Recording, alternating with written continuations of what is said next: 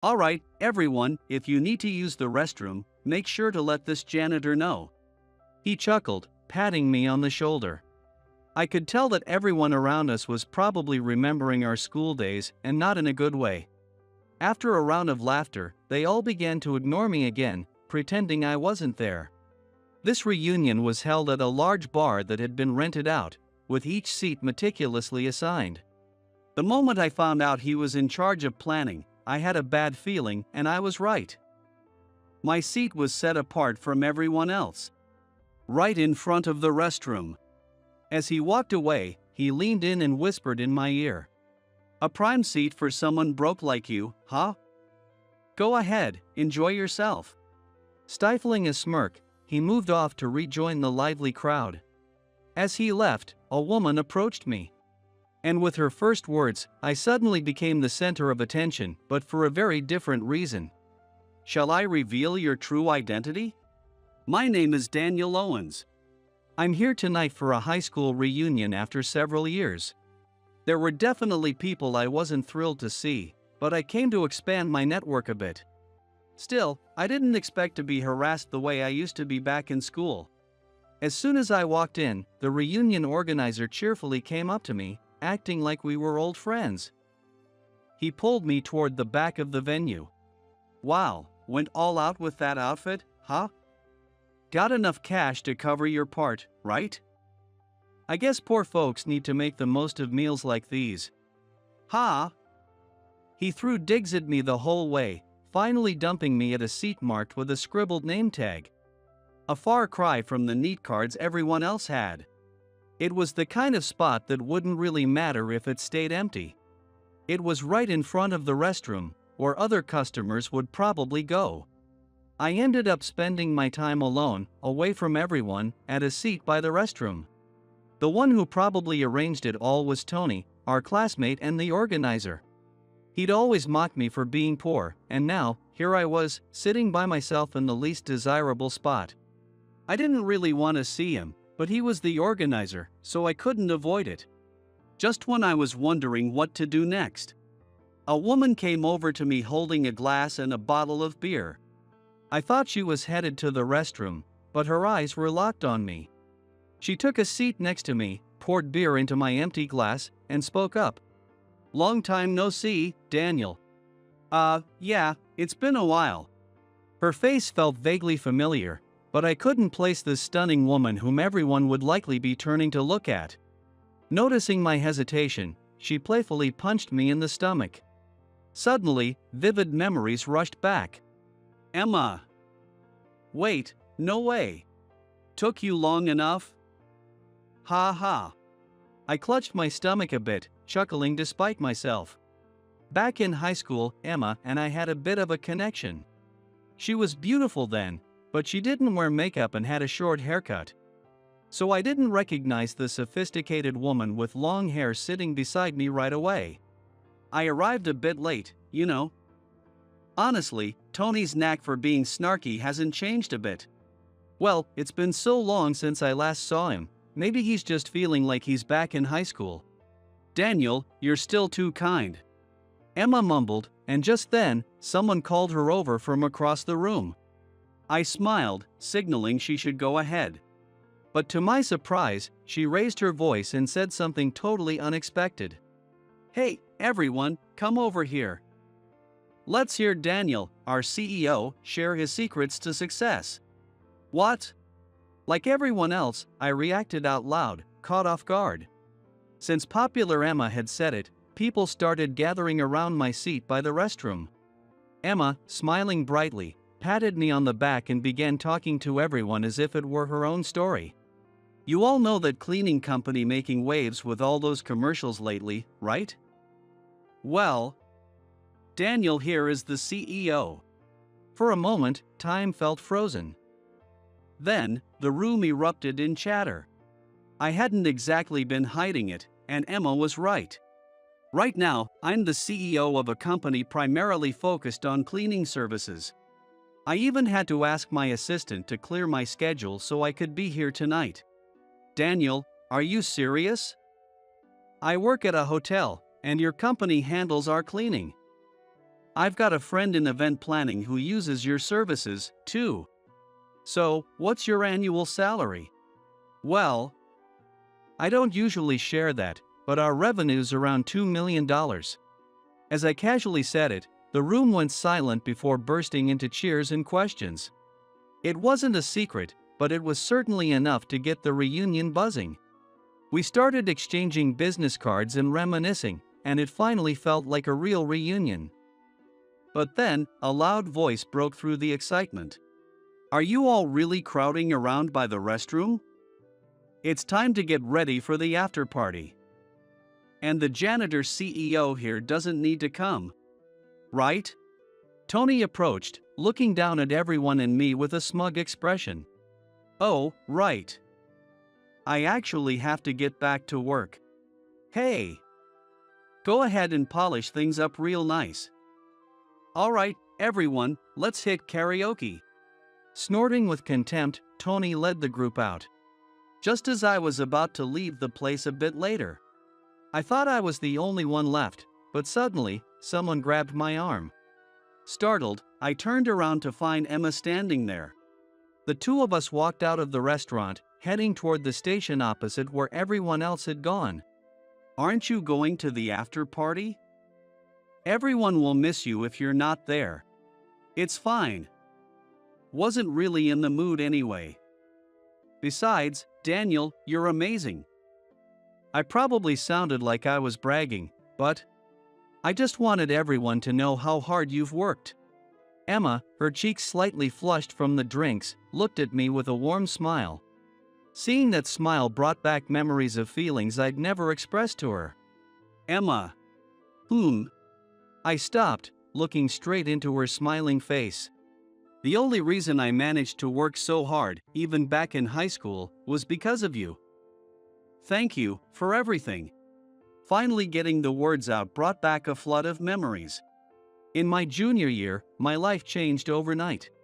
We found out that a family friend who'd borrowed money from my father had disappeared, and our finances spiraled out of control.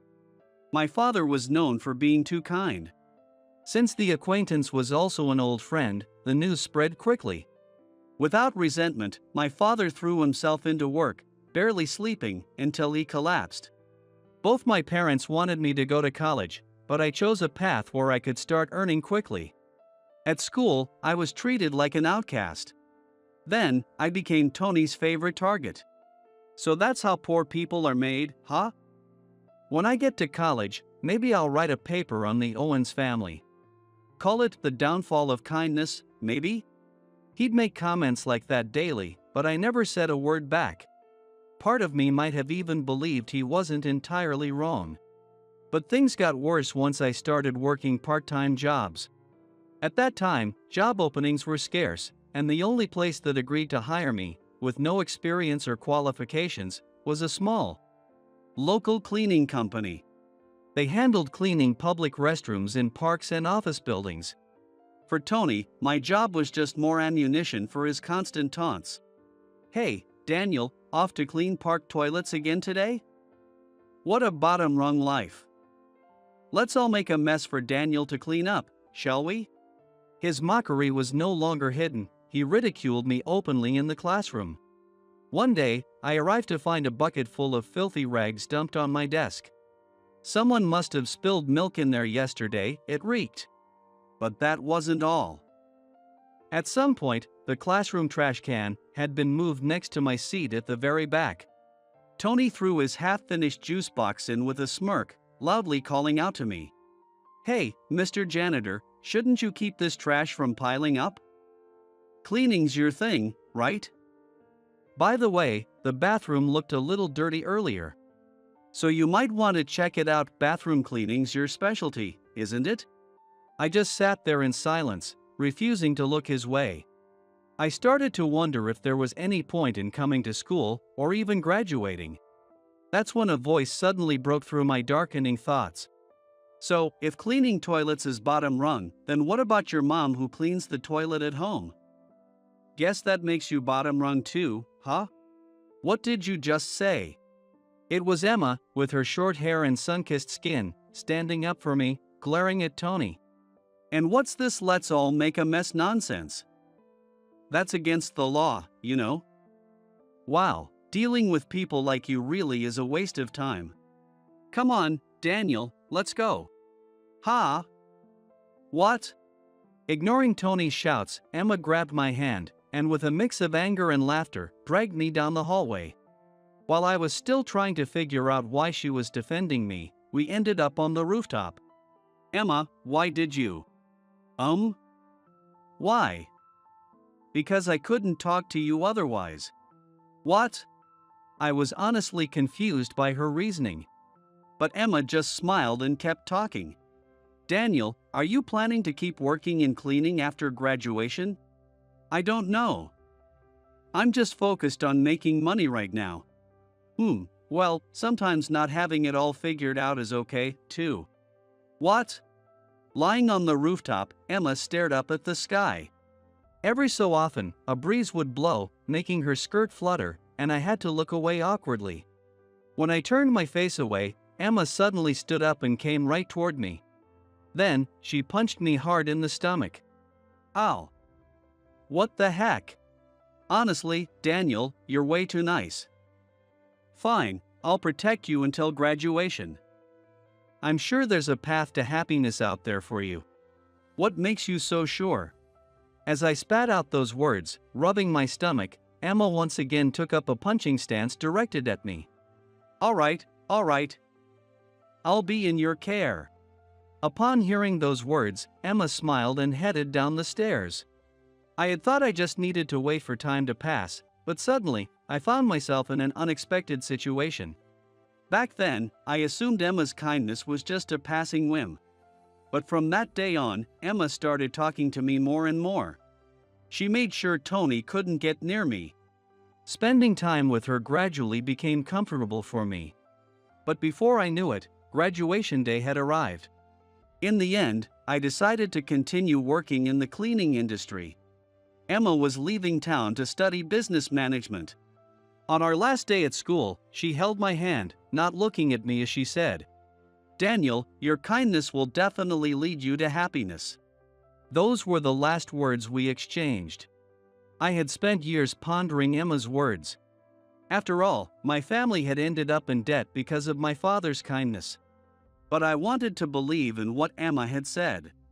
Looking back, my life had felt like it was guided by Emma's encouragement from that day onward. I worked hard, no matter what. In every place, I put in my best effort with care. At places I visited regularly, people started to express their gratitude more and more. Then, as I was approaching my first year on the job, I was unexpectedly summoned by Mr. Stewart. My heart leapt, hoping it was about a full-time position, but what he told me was the complete opposite. I had been let go. Mr. Stewart, but why? Daniel, I always assign the toughest jobs to new hires. In this line of work, having the right attitude is key, and you handled it, even as a student. I never told you, but we've received so much praise for you from various places. You've done a great job, Daniel. Mr. Stewart sniffled slightly and set an envelope with documents on the table. It's a company run by an old friend of mine. You've probably heard the name. There's also a letter of recommendation from me in there. If you want to keep going in this field, work on your skills there and aim even higher. Your compassion for others is your greatest strength. As he spoke, Emma's words suddenly echoed in my mind. With Mr. Stewart's support, I joined a major company, learned a great deal, and eventually went independent. A breakthrough came when a cleaning product I had been researching received a patent. Even after going solo, my approach to work didn't change. The words of Mr. Stewart and Emma remained my driving force. To this day, I still connect with Mr. Stewart through work, but I've always wanted to thank Emma as well. And tonight, I'd finally done that. As I drifted into these memories, I noticed Emma looking at me with a puzzled expression, as if trying to piece things together. Then, as if struck by a sudden thought, she stepped closer and said with a soft smile, "So, you're happy now, right?" "Yes." "Thank you." We shared a quiet smile before continuing our walk. Since that reunion, Emma and I had started keeping in touch. Most of our conversations were lighthearted, but they became a comforting break amid my busy work schedule. Finally, we found time to meet up. Maybe I was a bit too excited for my age. I hurried to finish my work and headed to the restaurant where we were meeting. Even though I knew it was just a casual meal with a former classmate, my heart was racing as I waited for Emma. I heard the waiter announce her arrival, followed by the soft sound of heels and a faint, floral scent. "Sorry to keep you waiting. It's been about a month, huh, Daniel?" I found myself momentarily speechless, admiring how she dressed up even more than at the reunion. Seeing her usual smile finally snapped me back to reality. The conversation over the meal was, as expected, about trivial things. In the relaxed atmosphere and the unique feeling that only in-person interaction can bring, I felt a sense of happiness. Still, something seemed a bit off. As we neared the dessert, I finally gathered the courage to ask Emma, "You seem a little tired. Has work been busy?" "Oh, well." Emma looked slightly embarrassed before giving a small, resigned smile. "Daniel, I knew you'd notice. There's something I've been meaning to talk to you about." "What is it?" "It's about whether or not to take over the family business. I've never doubted it before, but now, suddenly, I'm not so sure." Emma's life had always been so different from mine. Emma's family runs a long-established Japanese confectionery shop that has been in business since the Taisho era. It's a shop that values tradition, having operated with only one type of dumpling since the beginning. Above all, they cherish passing it down through the family. In contrast to my chaotic life, Emma had always followed a clear, predetermined path. Her life was one where everything was already decided.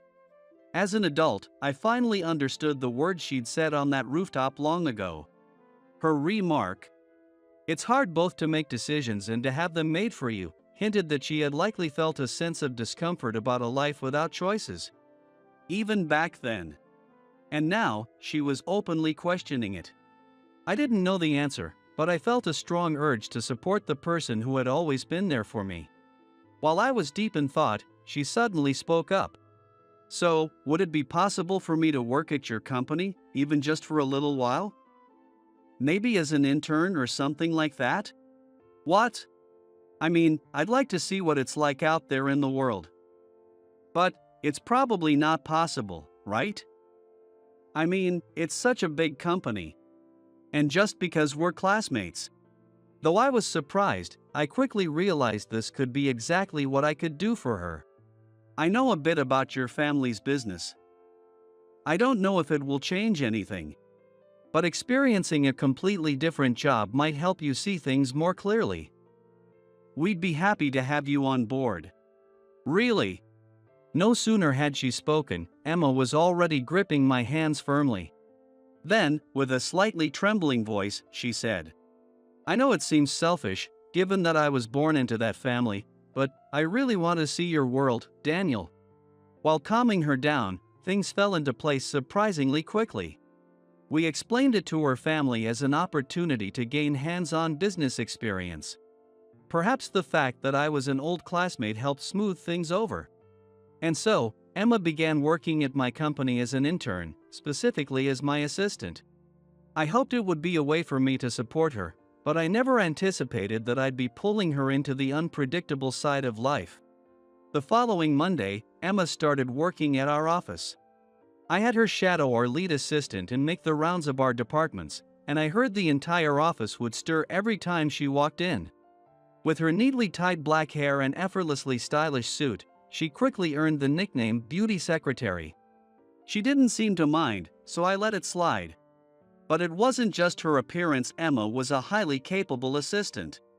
As the heir to her family's business, she'd probably learned a lot already. She picked things up quickly and handled unexpected situations with ease. Soon enough, she was taking on almost all of the basic tasks by herself. "I think I really enjoy this work," she said with her usual smile.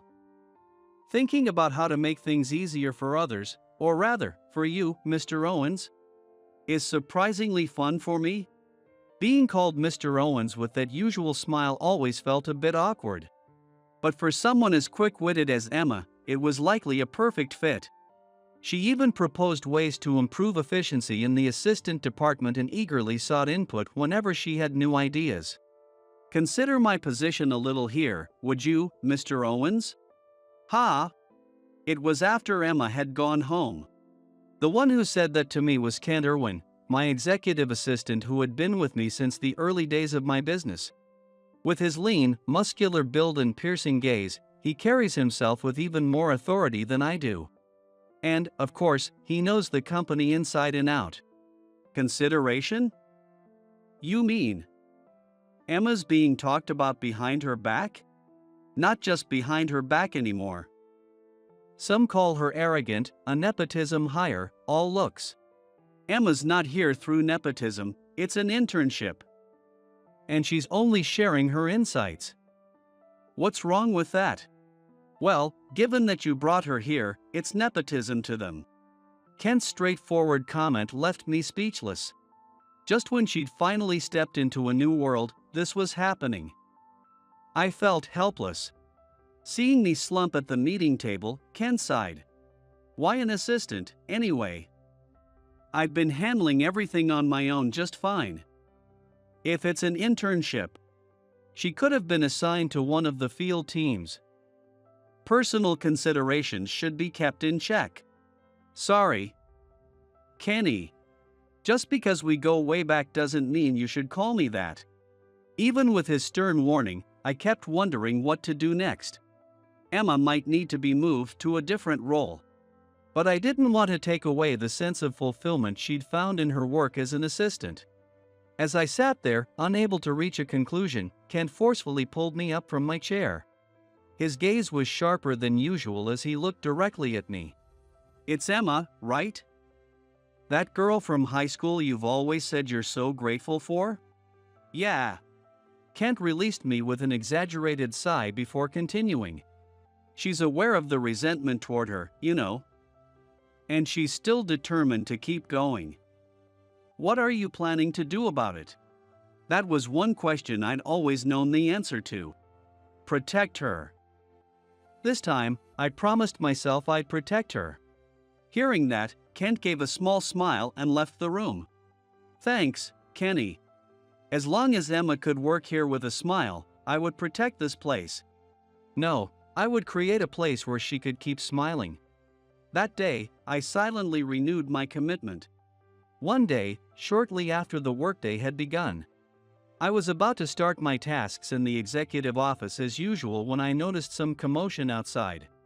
I was about to step out to see what was going on when Kent, who usually arrived before me, finally showed up. But after only a brief exchange, he hurried off toward the assistant department. In a few short words, Kent had informed me that a major error had occurred at the company level. Since we handle a wide range of cleaning services, multiple projects are always running simultaneously. Occasionally, the assistant department is called on to help coordinate. And this time, the mistake had happened there. Emma had been in charge. I'm truly sorry. I could hear Emma's loud apology in the assistant department's office, along with the whispers of other employees outside. The job in question was a cleanup following a large outdoor festival. Though the task had been handed down from another department, it was a substantial project for Emma to handle on her own. Somehow, amidst the handoff from one department to another, preparations had stalled. The staff in charge of event cleanup had even come to the assistant department, standing beside Kent with his head in his hands. Emma kept apologizing to Kent, her manager, and the employee involved. Kent silently guided her out of the office. With a pale face, Emma was led to my office. Mr. Owens, I've brought her here. Ah, Kent. I've already got everything organized. I'll head to the site myself this evening. Emma stood frozen, looking as if she had no idea what was going on. Then, she tried her best to part her trembling lips. Mr. Owens. Emma, this was a company mistake, not yours alone. As soon as I'd learned of the error, I'd acted immediately. I'd coordinated with previous staffing agencies and short-term hiring apps to pull together a team, rearranged the original staff schedules, and set everything in motion. It's in times like these that I really appreciate your character. Standing beside Kent, Emma looked relieved as tears began to spill down her cheeks despite her efforts to hold them back. Emma. Thank you. Thank you so much. After all, I am the CEO. After Kent quietly left the office, I handed Emma a handkerchief to dry her tears. She asked to help at the job site, and no one worked more earnestly that day than she did. After seeing off all the staff who'd come on short notice, Emma and I waited in the now dark square for Kent to pick us up. Just as I was about to thank her for her hard work, she spoke up first. Daniel, thank you so much. This is part of my job, so I'll always be here. I'm going back home to my family. What? It took me a moment to process what she meant. It meant Emma had decided to take over her family's business. If that was her choice, I had no right to stop her. But I didn't know how to express the feelings that were swelling in my chest. Before I knew it, I muttered softly, "Did I fail to be there for you?" Emma quickly turned to face me. I could see her tears, glistening even in the dim light. "That's not true. I'm so grateful for you, Daniel. You listened to my selfish dreams and showed me a new world. You made me realize that it's not just about having the strength to keep the family business afloat. You taught me how challenging yet rewarding it is to truly engage with work." Emma gave me a small, gentle smile and said one last thing. "I wanted to stay here. But I can't burden you any longer. I've left my resignation letter on your desk. I had such an amazing time, really. Thank you, Emma." Without looking back, Emma walked away from me. There was no way I'd find an answer by thinking about it. I wanted to talk to her more. When I got back to the office, I took Emma's resignation letter from her desk and quietly tucked it deep into my drawer. I left the office feeling like something had hollowed out my heart. But things weren't over yet. The next day, I was at work earlier than anyone else. It might have been the first time I'd rushed to the office like this since I started my own company. I'd received a direct message from the vice president of the major corporation we were co-developing a project with. I was desperately trying to piece everything together as a flood of information weighed on me. I contacted Kent, and we met in my office. He was already there, his expression as calm as ever. Though his tone was a bit tenser than usual, I must have looked far more rattled. Kent, trying to calm me, quickly brewed some coffee and brought it to my desk. "Mr. Owens, can you go over what we know so far from their side?" "Yeah." "It seems that the documents for the cleaning agent we developed for food factories were leaked to a competitor. It was nearly complete. So this is pretty serious. And apparently, our company's email address was left in the email headers.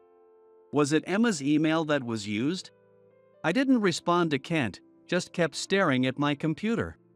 After about 10 minutes, Kent seemed to sense my silence and spoke up. "Mr. Owens, it's time we reach out to them." "Yes. Tell them we'll come to explain in person." After getting everything ready, I went to meet the client with Kent. Kent had already prepared a gift as an apology, and we waited for them in the conference room. Since it's a large corporation, their business interests are broad. They'd been our clients since I started the company. They had been pleased with our rapid growth, so I had mixed feelings about the incident. When the door finally clicked open, we stood and bowed deeply. My supposedly calm heart began to stir again. I recognized the familiar faces of the president, Mr. Wallace and Tony. "Please, have a seat." Mr. Wallace's voice was restrained but stern, his arms folded and eyes fixed sharply on us. Tony sat beside him, his hand covering his mouth, watching us intently.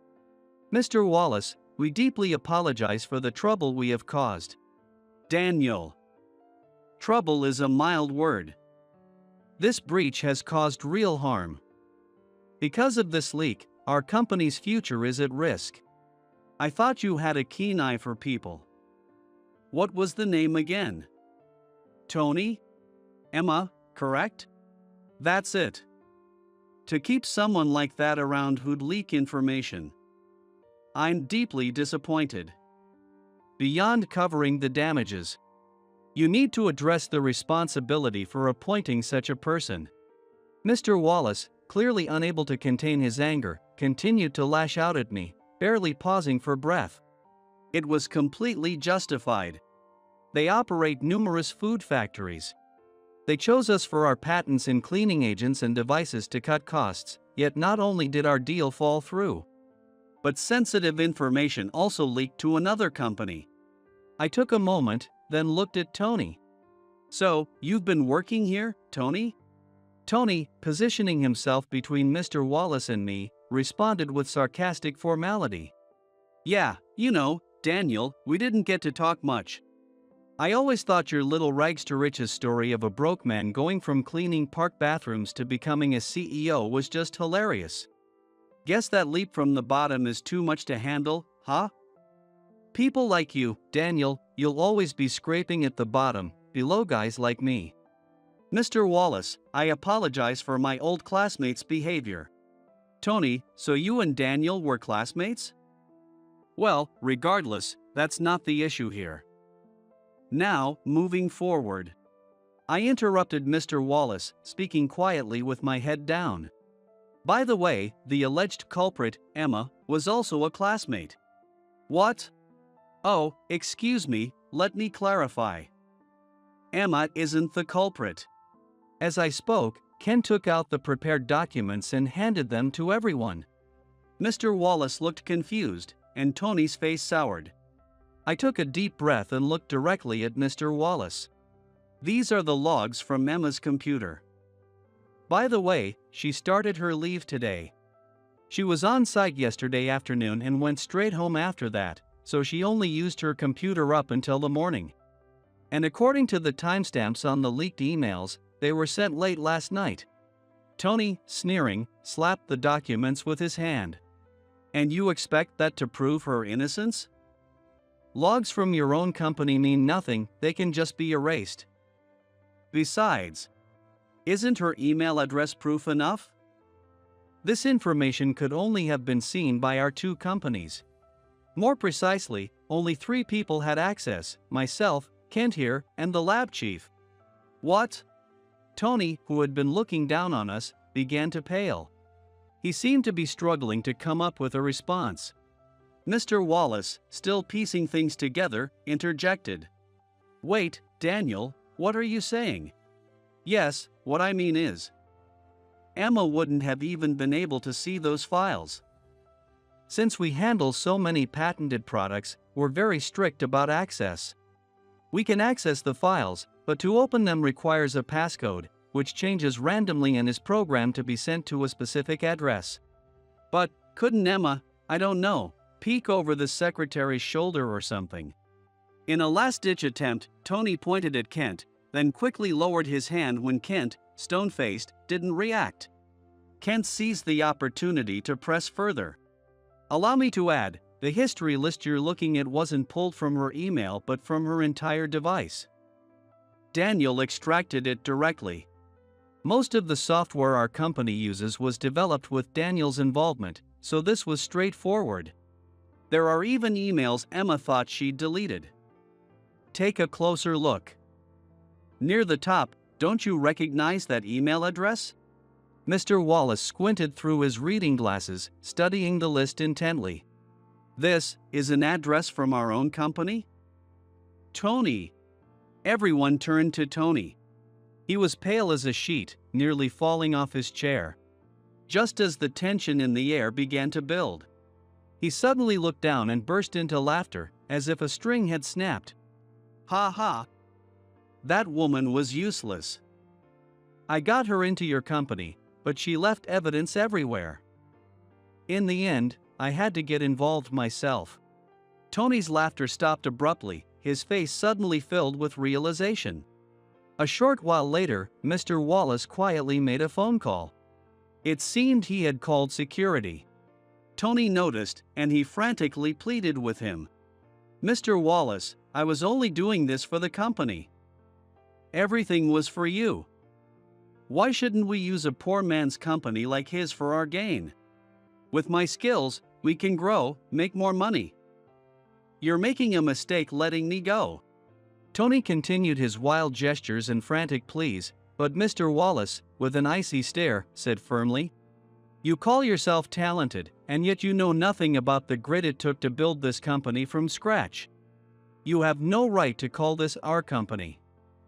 The next time we meet, it will be in court. Take him away." The security guards arrived and escorted Tony out of the room. His face was a ghostly blue, and he wore an expression of utter defeat.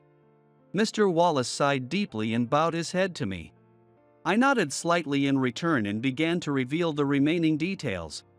Emma's email didn't contain any information. It was probably just sent to provide her address. He likely intended for her to leak the information herself. But since our documents are restricted, when he got impatient, he used her address and attached the files himself to initiate this scheme. This is unforgivable. Daniel, I deeply apologize, both for undermining our project and for doubting you. I shook my head and gently lifted Mr. Wallace's face. Then, I took his hand. Could we start again together? I'd like you to be close by to see our continued growth. Daniel. Yes, I'll look forward to working with you. I thought I heard Ken sigh, as if to say I was being too kind, but this felt right to me. Still, I wanted nothing more than to see Emma as soon as possible. The incident remained internal within the company. Mr. Wallace and I agreed to discuss further plans later, and Kent and I returned to our office. I expected everyone to have left by now, but the lights were still on in the assistant office. Thinking it couldn't be, I rushed over. Inside, Emma sat quietly, looking down, almost as if she were afraid to be seen. Ah. Daniel. Emma, why are you here? Well, Kent messaged me, asking me to come by to delete some data from my computer. But, wait, where's Kent? I glanced behind me, but Kent was nowhere to be seen. Slowly, I took a seat beside Emma. We both stayed silent, staring downward. After a while, Emma finally spoke. Tony called me earlier. He was yelling on the phone. You already know everything, don't you? Not everything. Emma, why did you go along with Tony? She laughed bitterly, averting her gaze slightly. Our family business supplies a department store, and Tony was the one in charge of our account. So he knew everything about our shop. At the reunion, he came to me with this plan.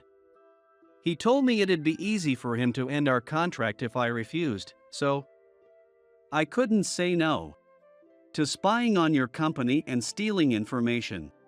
After saying that much, Emma's tears could no longer be held back.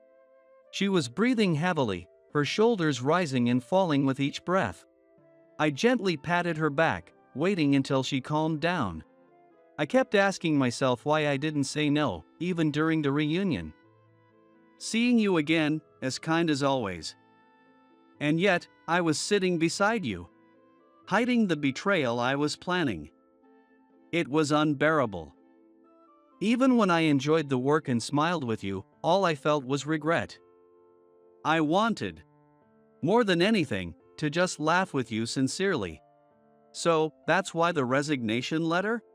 She nodded, covering her face with her hands. The future of the shop stopped mattering. I couldn't do the spying thing. But look where it's led. I'm so sorry. I'd forgotten my handkerchief, so I gently removed her hands from her face, wiped her tears away with my fingers, and softly patted her head. Daniel. Emma, did you enjoy working as an assistant? I did. Thinking things through, putting them into practice, and then trying again if it didn't work. Each new task felt like an achievement. And being told thank you, that made me so happy. Good. That's all I needed to hear. Then, Emma shook off my hand and stood up. In a voice that sounded both angry and tearful, she shouted, "What are you saying? I deceived you. No matter how kind you are, this is too much." When she swayed, I instinctively caught her, wrapping her in a tight hug. Emma gasped in surprise, and as her strength faded, I held her even closer. "It's all right.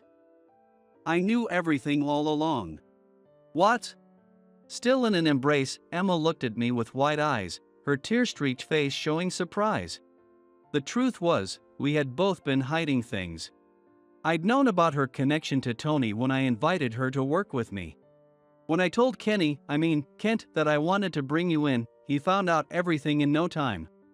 He learned that Tony was in charge of your shop's department store account and that if that contract fell through, your shop would be in serious trouble. Naturally, he was against the idea. He warned me there'd be something more to it. Then, why? I met her gaze and spoke clearly. Ever since high school, I'd promised myself that this time, I would protect you. Of course I trusted you.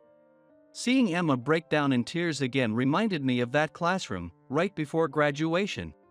As graduation approached, an incident occurred in which the money we'd collected as a class to buy a bouquet for our teacher went missing. Tony stirred things up, and because I'd arrived late that day due to feeling unwell, I quickly became the prime suspect. Before I could even understand what was happening, everyone turned suspicious eyes on me, and they were about to empty my bag. Daniel wouldn't do that. Just because he was late doesn't make him guilty.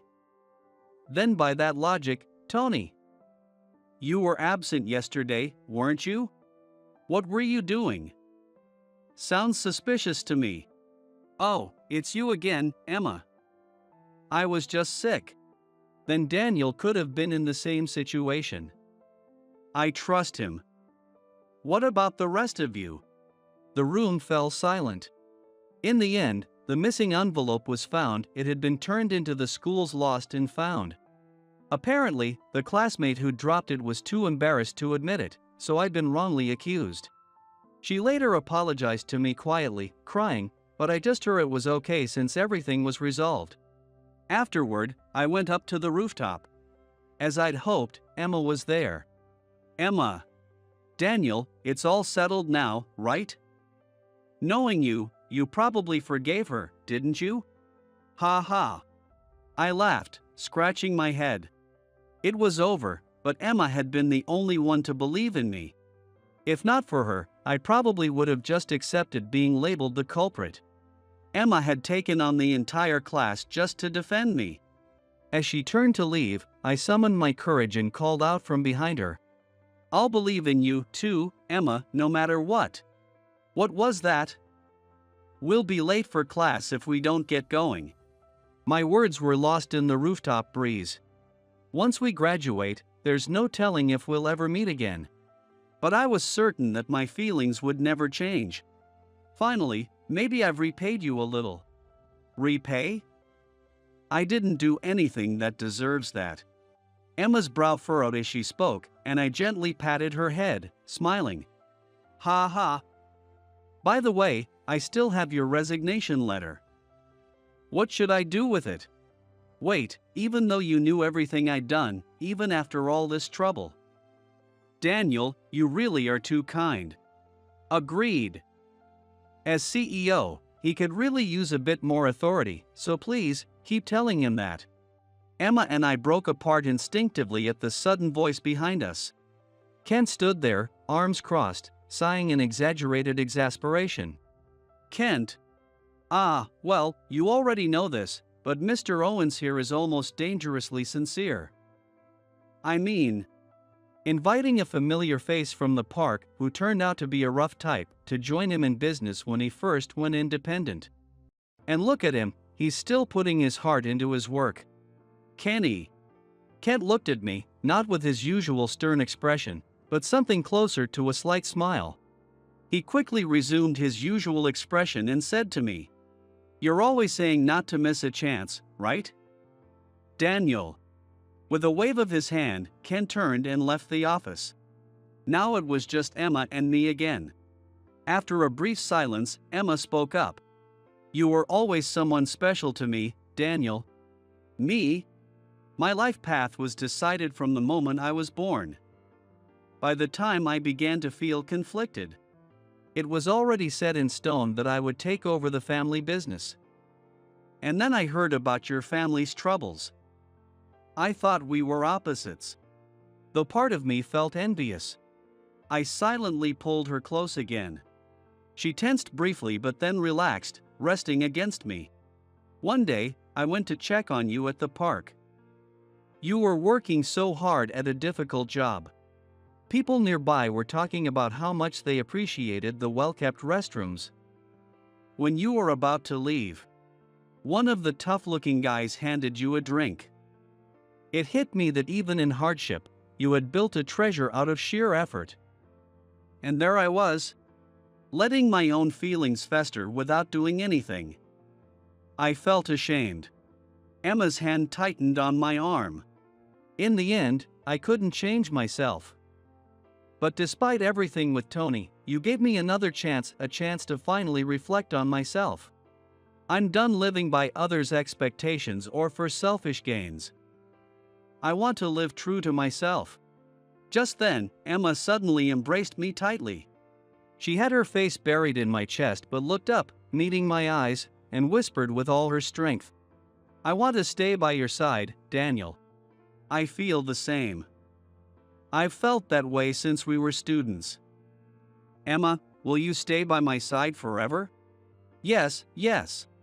Even as she laughed and said I was squeezing her too tight, I kept holding her close. After all, the person I loved most had finally come back to me. 2 weeks later, Kent and I visited the major corporation. We were there to wrap up the aftermath of the incident and discuss our future plans.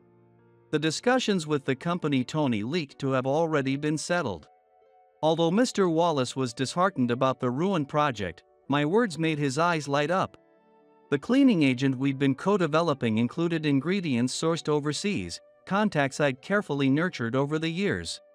Even if they tried to replicate it, we had exclusive agreements preventing anyone else from obtaining those materials. Upon hearing this, Mr. Wallace visibly relaxed, sipping his tea with a smile.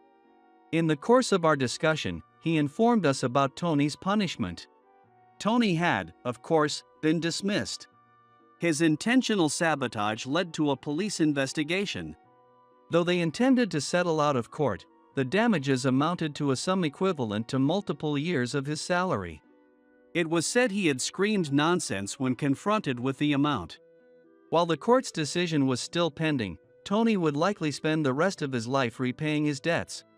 On the way back, Kent quietly asked me, "What was Tony's goal in all this? Even if he wanted to bring you down, he must have known the risk." Tony was talented. But there's something that's bothered me. We were only classmates during our junior year. Our names right next to each other on the roster. Our teachers often announced test scores aloud. "You're kidding." As I looked out the window, I recalled those days. Maybe, to him, being outdone in every test was humiliating. And then seeing you as CEO finally pushed him over the edge. Well, that's all over now. Yeah. Back at the office, a new executive assistant welcomed us into the president's office. "Welcome back, Mr. Owens, Mr. Irwin. I'll bring you some tea." "Thank you, Emma." Emma officially became the executive assistant. This time, as a full-fledged employee. Meanwhile, Ken took on dual roles, serving as vice president while the new assistant manager was trained. When Emma brought in the tea, our eyes met, and an awkward cough made us both blush. Emma had shown a strong determination to master every part of her job. Given her natural abilities, her reputation among the assistants had transformed. According to Kent, even employees who'd previously harbored resentment apologized to Emma.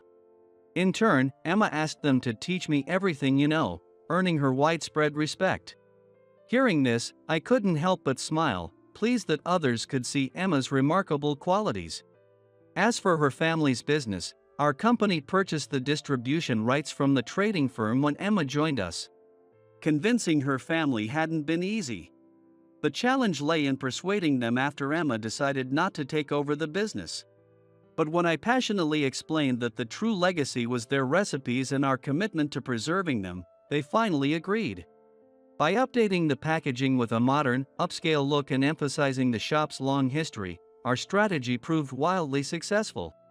Customers even came from neighboring prefectures, and lines stretched out the door. This naturally fueled our company's growth as well. My work became busier than ever. But my heart was full. Looking up from my computer, I saw Emma standing there. Emma, is something on your mind? Hee, it's already past office hours. I've clocked out too, so any further assistance will have to be off the clock. Oh, what's up? I was just wondering what you'd like for dinner tonight, Daniel. Emma and I recently started living together. How about something hearty? You look a bit pale. With that, Emma placed both hands on my face and leaned in close. I think you might even have a bit of dark circles. From now on, I'll take care of you, including making sure you stay healthy. Are you listening? There was no way I could keep calm in this situation. I wanted to look away, but she had me locked in place. At this close range, she gave me her usual smile. Oh. Don't worry, Daniel, I won't do anything you're hoping for here in the office. Caught red-handed, I couldn't help but get a bit annoyed. And just what am I hoping for? Well, don't make me say it. So if it crossed your mind, that means you were thinking the same thing, right, Emma? I'd never, not here at work. Despite Kent's repeated reminders to keep things professional, I figured today could be an exception. We stayed wrapped up in that blissful silence for a while. Life is a road. Its length is different for each person, and just when you think you know the way, an unexpected turn can appear. Those sudden paths can be intimidating. They might lead to opportunity, or they might lead to despair. No one can tell you the outcome, but if you take a moment to look back at the road you've traveled, you'll find the resolve to move forward without regret. I don't have the speech script on hand. President Johnson can't deliver a speech without a script. In an unexpected situation, I quickly turned the wheel and pulled into the parking lot of a convenience store I spotted. Keith? Ignoring President Johnson's panicked voice, I grabbed my laptop and USB drive from the dashboard. I'll write the script right here. Both President Johnson and his secretary, Sherry, widened their eyes in surprise at my words. My name is Keith. I'm 32 years old. And today, I'm debuting as the personal driver for an executive. It's been a few days since my department transfer. I've been thoroughly drilled in manners and driving skills. I was also warned that some of the executives can be difficult to deal with. I was confident in my driving, but I got scolded left and right for being too rough. It was really tough. Starting, stopping, turning corners, every move had to be smooth and flawless, and it took a lot of mental effort. Recently, I've finally managed to do it naturally, and today is the big day, my debut. And the first person I'm driving is none other than President Johnson himself. I was so nervous that I stood at attention, waiting for him a full 10 minutes in advance. Then, near the automatic doors, I spotted a familiar group of people, and in a panic, I rushed back to the car, sat in the driver's seat, and lowered my head. Without noticing me, they casually walked away. I slowly got out of the car and watched their backs. I'm so jealous. The words slipped out. Those people who just passed by were my former colleagues from the sales planning department. I was working hard in that same department until recently. I used to have heated discussions with my colleagues, working tirelessly for the company and our clients. But there were quite a few people who weren't happy with my methods. After some investigation and deliberation, I was transferred to become the executive driver.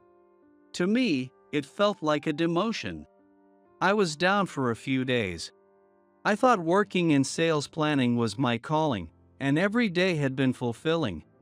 I believed I was the one contributing to the company. But in the end, they decided I wasn't needed in that department anymore. I was really down, wondering what I did wrong. But, at my core, I'm a positive person. Once you hit rock bottom, the only way is up. Above all, over the past few days, learning about driving techniques and manners has been really fun and meaningful. I've gained skills that will benefit me for the rest of my life. I started to feel grateful just for that small stroke of luck. As I was lost in thought, the automatic doors opened, and the person I had been waiting for appeared. I bent at a 90-degree angle and greeted him. "Starting today, I'll be serving as your driver. My name is Keith. I'm sure there will be things I'm not perfect at, but I look forward to working with you." When I introduced myself to President Johnson, he chuckled softly. "There's no need to be so tense. I'm counting on you." His friendly tone eased my nerves a little. To me, President Johnson is someone way up in the clouds. He started his company when he was young, rapidly expanded it, and now owns a 20-story office building, conducting business with numerous companies both domestically and internationally. And yet, he's still only 55 years old. It's truly impressive. Of course, I'd never spoken to him before, and the only time I'd seen him in person was during the New Year's greetings. At that time, he stood on stage with an air of authority, delivering a smooth and impressive speech. In short, he's just incredibly cool. When I relaxed a little and lifted my head, the woman who had followed behind President Johnson suddenly let out a small oops and dropped the bags she was holding all over the place. "Oh no. I'm so sorry. I'll pick them up right away." She quickly crouched down, flustered, trying to gather the scattered items. I joined in to help. "Oh, no, it's fine. I can do it myself." She tried to refuse, but I felt awkward just standing around without helping. "No, I'm just a humble driver. I'll assist in whatever way I can." I smiled slightly as I said this, and the woman's face turned red. Then, President Johnson's laughter rang out from above. "Wow, this is quite a rare sight." The woman, who I later learned was named Sherry, blushed deeply and looked down in embarrassment. I handed her the items I'd picked up, then opened the backseat door. President Johnson bowed slightly and got into the car. Sherry, following suit, also bowed and said, "Excuse me," as she got in only to bump her forehead hard against the doorframe. This time, she didn't drop anything, but the pained expression on her face said it all. President Johnson looked surprised. "What's going on, Sherry?" "Ah, Keith, this is Sherry. She's my secretary. Normally, she's very calm and competent. She's not usually like this." I swear. I nodded silently. If President Johnson says so, then she must be that kind of person. But based on my first impression, I couldn't help but think she was a bit clumsy. I pulled myself together, got into the driver's seat, and said, "We'll be leaving now. If you need anything, please don't hesitate to let me know." Before starting the car, I glanced briefly in the rearview mirror. There, I saw Sherry lightly rubbing her forehead. Indeed, when she's sitting quietly, she looks like a cool beauty. Her straight black hair is neatly styled, and her makeup is well done. She gives off an air of professionalism, though not too harsh, more like someone who takes care with her work appearance. With her sharp features and tightly pressed lips, she seems to project a reserved, distant aura. After a while, President Johnson and Sherry started talking. It seemed like they were discussing the schedule going forward. The way they talked was efficient and brisk, a complete change from her earlier clumsiness. She's got quite a strong contrast in her personality, I thought to myself as I continued driving. The next few days went by in a blur. I drove all kinds of people to various places. Some of the executives would sit in silence, while others would ask me a bunch of personal questions. But President Johnson was by far the friendliest and easiest to talk to. Every now and then, he'd bring me into the conversation. I would often respond enthusiastically, sometimes talking too much and making both President Johnson and Sherry smile wryly. Back in the sales planning department, I used to have plenty of opportunities to exchange ideas with people. So I'd been starved for that kind of interaction. When asked for my opinion, I can't help but speak up. However, President Johnson always listens intently and says, "That's an interesting perspective." I enjoyed the back and forth with him, but I secretly looked forward to seeing Sherry as well. Although Sherry had been a bit clumsy on the first day, there were no further mishaps after that, and as President Johnson had said, she proved to be a quiet, efficient secretary. When speaking with President Johnson, she was calm, almost businesslike, always sitting upright without losing her posture, even in the car. But occasionally, when our eyes met in the rearview mirror, I couldn't help but find her incredibly cute. When the three of us were casually chatting, that formal air would disappear, and she would laugh freely. "The way you drive is so smooth. It's really relaxing." When she said that, I felt like I was on cloud nine. Whenever there was a scheduled trip with President Johnson, my heart would leap. I started to feel like something special was developing between Sherry and me. A few months passed. By now, I was fully accustomed to my role as a driver. But today, there was a sense of tension in the air. It was the day of a company-hosted party. The event was also a showcase for a new system and product, aimed primarily at international clients, with many overseas guests expected to attend. President Johnson was supposed to deliver a speech in English. It was such an important event that interpreters were even arranged for key domestic partners. Of course, as the driver, I wouldn't be attending, but I heard that some of the top members from the sales planning department were invited. Hearing that made me feel a little down. I wanted to be there, to talk with all the different guests. As I waited for President Johnson and Sherry, holding those thoughts, a soft voice interrupted me. "Thank you for taking care of us today." I turned to see Sherry standing there, her cheeks slightly flushed, dressed in a navy blue dress. Sherry usually wears dark color, well-tailored suits. So seeing her in a dress was a surprise. My heart skipped a beat. I'm not used to wearing this. "Does it look strange?" she asked shyly, which only made her look even cuter. I tried to keep my composure as I responded, "You look wonderful." When I smiled and said that, she gave a light, soft smile just before she stumbled. I quickly caught her.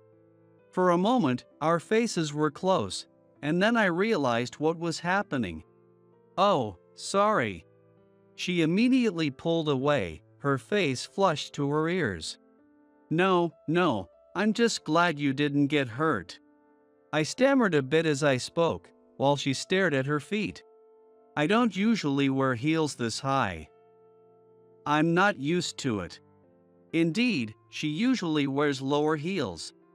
As I was thinking about how difficult it must be for women, President Johnson appeared with a smile. Now, no flirting. Let's get going." At his sudden playful comment, both Sherry and I turned beet red. I started the car and headed for the venue. We had left early enough that we were on track to arrive with plenty of time to spare. Well then, I suppose I should practice the speech one more time. "Sherry, Can you get the script? President Johnson's relaxed voice was interrupted by Sherry's sharp, panicked tone. Sorry? For some reason, that sound made my heart race. I mean, the script. I want to go over it again. President Johnson extended his hand towards Sherry. You don't have it, President Johnson. Her voice trembled. What? I thought you had it. I quickly intervened. Should we turn back? It seemed like President Johnson had forgotten the script at the office. Both he and Sherry had assumed the other had it and left without confirming. No, we don't have time. President Johnson glanced at his watch, biting his lip. Then maybe someone at the office could bring it to us?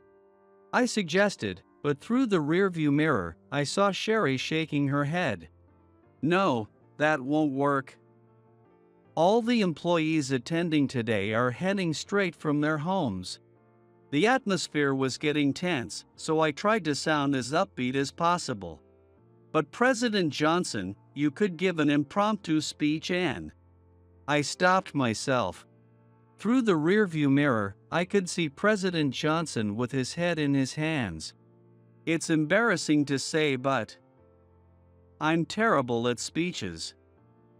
Without the script, I can't even find the words in Japanese, let alone in English. I widened my eyes in surprise at this unexpected weakness.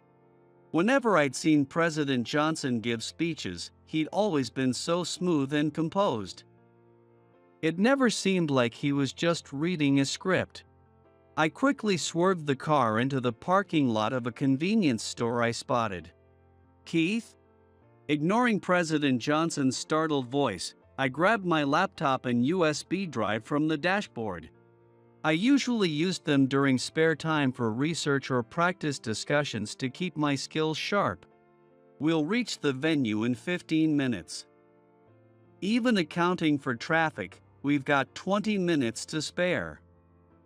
I'll write the speech here, and we can print it at the convenience store. We'll make it in time.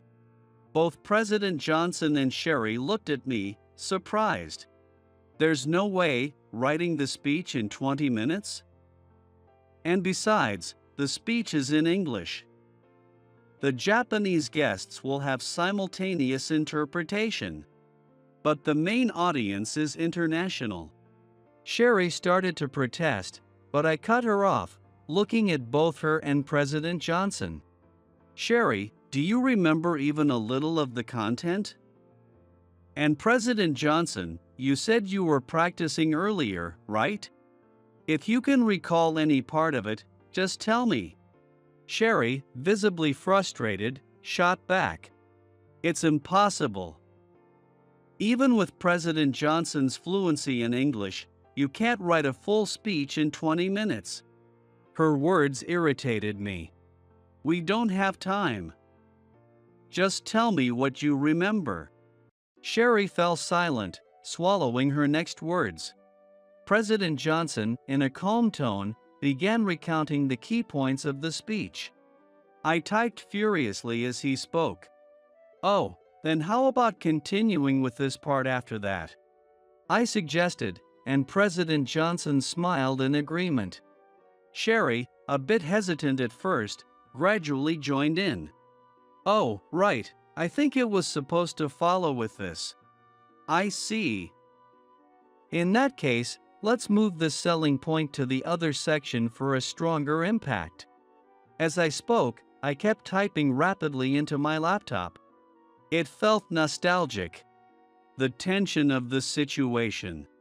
It reminded me of my college days, writing papers against tight deadlines. Wow, being a Harvard graduate really pays off.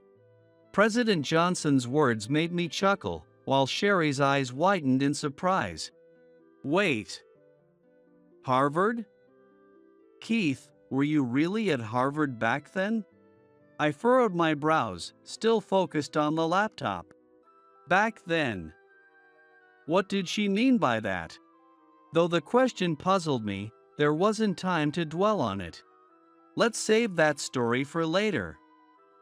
Right now, we need to focus. I could sense Sherry flinch a little at my abrupt tone. When I looked up suddenly, I saw her eyes filled with tears as she quietly said, "I'm sorry." So, I smiled. "Please, make sure to tell me later. I won't be able to sleep at night if you don't." Sherry pressed her temples with both hands, perhaps to keep the tears from falling, and gave me a slight nod. 15 minutes later, I transferred the completed speech onto a USB drive and printed 3 copies at the convenience store. Since I typed it so quickly, there might be a few typos here and there. After a quick check, I started the car again. A few minutes later, both President Johnson and Sherry said, "It's perfect," and I felt a bit tickled by their praise. "Keith, this is amazing. It's even more moving than the one I wrote." "I'm a little jealous," Sherry said. I laughed. The foundation was great. We built on it together, so of course it turned out even better. President Johnson smiled at my words. "You did most of the building, Keith." That praise felt genuinely rewarding. We managed to arrive at the venue safely, a little ahead of schedule. I silently appreciated the fact that the roads weren't congested. I bowed deeply to President Johnson and Sherry, saying, "Please enjoy the party. I'll be waiting here for your return." To my surprise, President Johnson handed me a paper bag. When I hesitantly accepted it, he gave me a grin. "It's your suit. Change into it and join the party." I opened my eyes wide in shock. Not as a member of the sales planning department or as a driver. "I want you by my side, as my right-hand man." My mind was racing. "What? What do you mean by that?" As I stammered, President Johnson clapped me on the shoulder. "I've been watching you for a while. You might have stood out a bit too much in the sales department. But our conversations in the car were extremely valuable to me, and the speech you wrote was exceptional. I want you to support me, starting today." I still couldn't quite grasp what was happening. "But I'm only 32. In my flustered state, I forgot to show proper respect. President Johnson laughed. "I was 28 when I started this company." With that, he turned on his heel. "Well, if you're not interested, feel free to wait in the car." Panicking, I called after him, "No, no. I'll come. Please let me join you." President Johnson raised his hand with a laugh and walked off. I rushed to the restroom, changed out of my driver's uniform, and into the suit. Even at a glance, I could tell it was a top-quality, tailored piece. He had prepared this for me in advance. He'd planned to give me this opportunity. The thought moved me so much that I nearly shed tears. The party ended in great success. Especially during President Johnson's English speech, the applause was thunderous. It seemed that President Johnson made it clear to everyone at the venue exactly how our company plans to expand its business and the purpose behind it. Throughout the entire party, I followed President Johnson, talking to various people and making valuable connections. It was a deeply fulfilling and meaningful experience. After the party, I was supposed to change back into my driver's uniform and drive President Johnson and Sherry home. However, President Johnson said, "I'll be dragged to the second and third parties. Take Sherry home for me. No need to change back." I wanted to accompany him to those after parties, but my job was still to drive, and getting Sherry home was my responsibility. Grateful for President Johnson's permission to stay in my suit, I started the car. "Shall I take you to the office?" President Johnson said I could take you home if you'd prefer, I asked Sherry. She hesitated for a moment before giving me her address, saying, "It's a bit far, but would that be all right?" It seemed like it would take about 40 minutes from here, but it wasn't that far. As I drove leisurely, I decided to ask something that had been on my mind. "So, since we have some time, could you tell me more about what you mentioned earlier?" At my words, Sherry flinched slightly, her shoulders trembling. "The thing from earlier." "Oh, right. You're talking about when I said, 'Did you attend Harvard back then?'" I nodded. "Actually, when I was on a tour trip to the US, you helped me out once, Keith." When she said that, memories of my time living in the US came flooding back. During some free time on the tour, I wandered off by myself, exploring different places, and ended up, somehow, in a back alley. That's when two American guys approached her. Back then, Sherry couldn't speak English fluently, so she was bewildered by their rapid speech, her eyes darting nervously. Apparently, I was the one who intervened and stopped those two men. Wait. I kind of remember helping a Japanese girl, but I don't quite recall the details. I think she was small, looked nervous, and kind of had a soft, gentle vibe. As I hesitated, Sherry let out a soft laugh. At a red light, she handed me a photo. "Wasn't this the girl?" Looking at the picture, I nodded firmly. A soft, flowing dress, and similarly soft, wavy hair. She was petite, nervous, and so cute that if someone had spoken to her forcefully, she'd likely nod and agree without hesitation. That was me. As she said that, I stared at the photo. Of course, since Sherry handed it to me, I knew it must be her in the picture. But I thought, though I expected it, she looked completely different from now. Sherry giggled quietly. "Actually, that's the real me. I love soft, cute things, and I'm a bit clumsy too." Her cheeks flushed as she said that, making her look even more adorable. When I joined the company and got assigned to the secretary department, I went through some really strict training, and this is how I ended up. Even though she said like this, today Sherry was wearing a party dress, her hair tied neatly to the side with a hair accessory. Her usual look was a business suit, with her hair tightly pulled back into a ponytail with just a plain black tie. That must be the version of her shaped by her secretary department training. But we really parted ways right after that, didn't we? Even when I offered to walk you back since it seemed dangerous, you shook your head. Since you said you were with a tour, I figured if I just showed you to the main street, it'd be safe enough, so we parted there. But how did you remember me?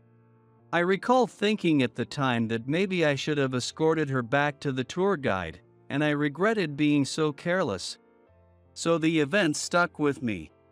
Blushing bright red, Sherry handed me another photo as we stopped at the next red light. "What?" I was utterly shocked when I looked at the picture. It was a photo of me browsing through some items at a street stall. Sherry shrank a bit, her face flushed red with embarrassment. "I'm sorry, but you look so cool that after we parted, I kind of secretly took this photo." She explained that she had kept it like a lucky charm ever since. "It wasn't like I was desperate to see you again." "Oh. I mean, I did want to see you again, but it was more like, you know how people carry around pictures of their favorite idols? It was kind of like that." Do you get it? Honestly, I didn't get it at all. I mean, maybe in her anxious state in a foreign country she exaggerated her memory of me, but there was no way I, with my plain looks, could ever be idol material. The person I had been staring at in that photo suddenly showed up as my driver. I got so nervous and flustered that I probably showed you nothing but embarrassing sides of me the whole day. As she said this, I remembered the day we met. Now that I think about it, her face did seem a bit flushed back then. Knowing she had all this going on behind the scenes, I felt a sudden rush of affection for her. And today, you finished that amazing manuscript in no time. When I heard you hone those skills at Harvard, I thought you were really incredible. Like you're completely out of my league. I panicked. Wait, what? You're just idealizing me again. I'm just some guy who got demoted from the planning department and ended up as a driver, you know? But Sherry gently shook her head in response. No.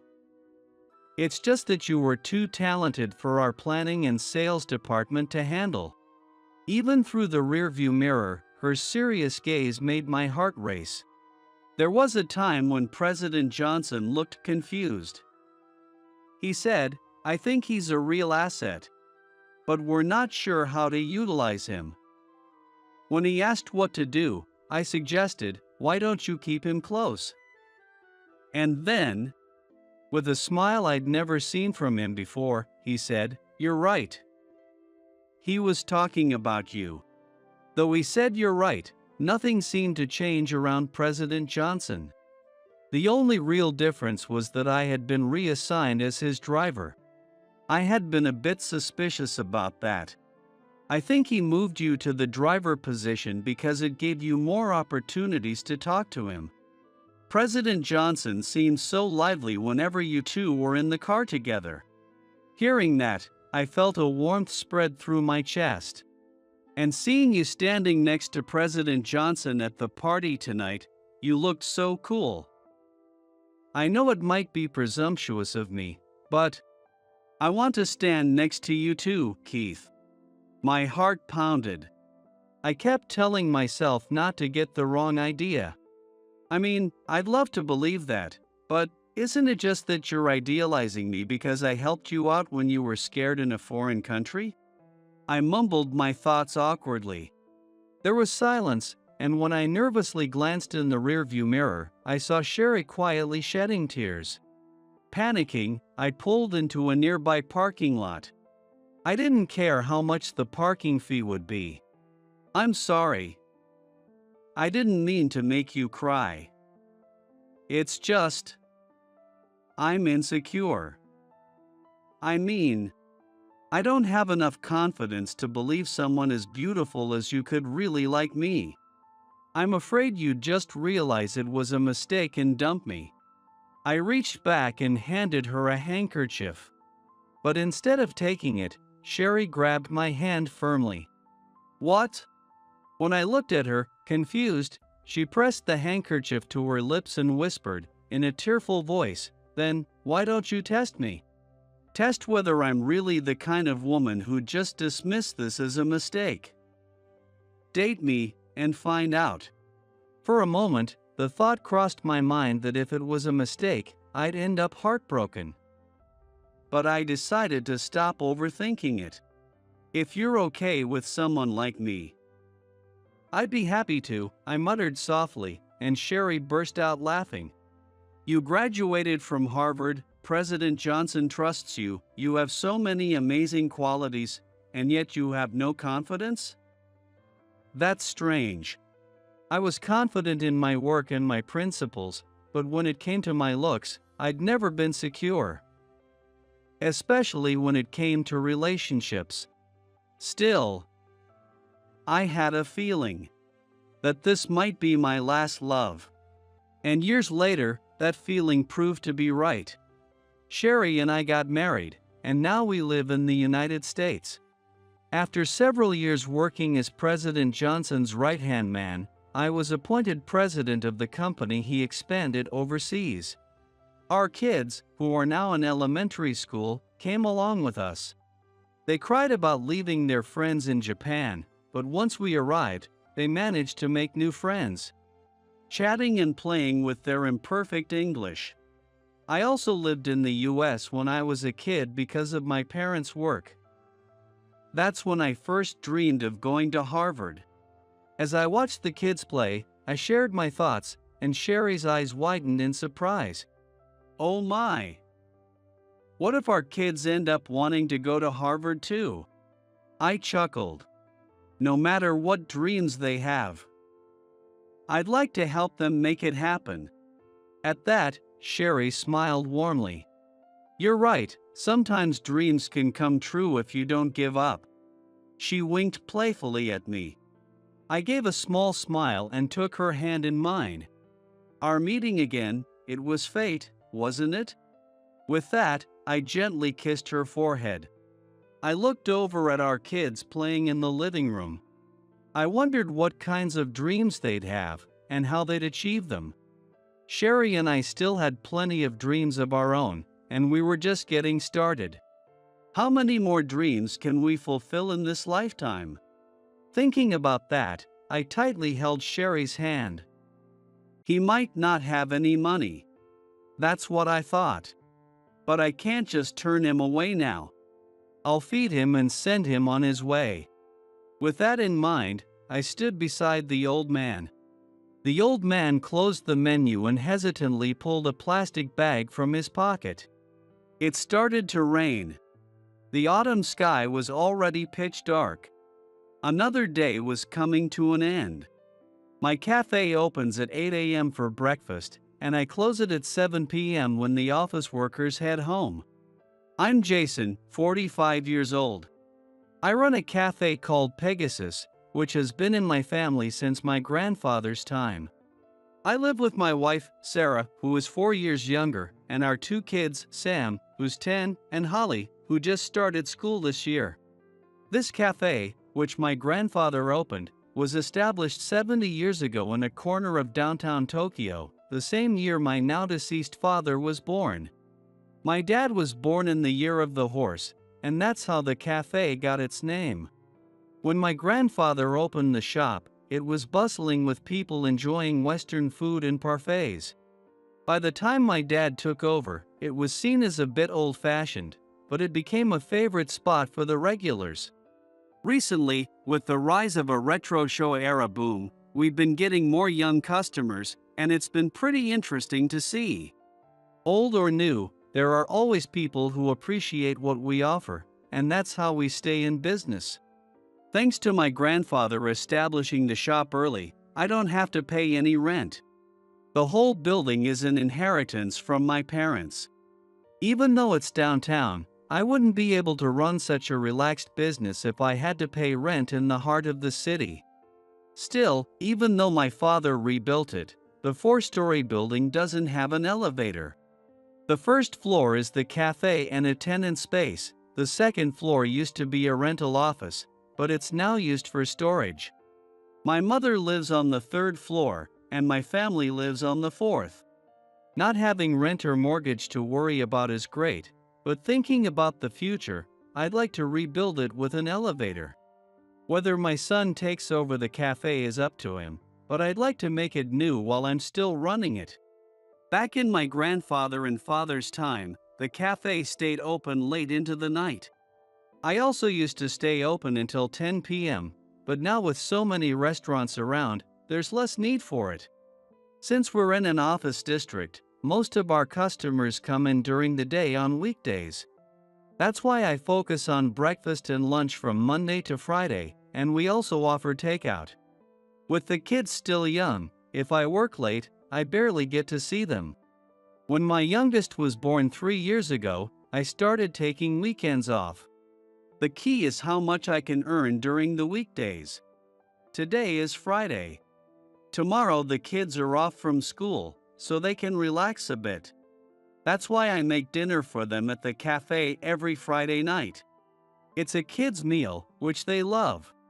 After dropping them off at school in the morning, Sarah helps me out in the cafe, so she gets a little break too. She's not just my work partner, she's my life partner. We met when she was working at a nearby company and became a regular customer here, and that's how we ended up getting married. You could say this cafe helped build the foundation for my family and financial life. Sarah called for the kids, and they came down from our home upstairs. They took their usual spot at the table in the far back, waiting for their kids' meals. Holly is a light eater, But Sam needs bigger portions now to satisfy his appetite. Sarah and I finished off whatever leftovers were around. Even that is a special event for the kids. When Sarah brought them into the cafe, she walked over to the counter instead of going to the table.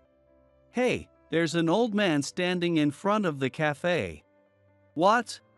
When I glanced out the window after hearing that, I saw an old man with disheveled white hair holding an umbrella, staring in our direction.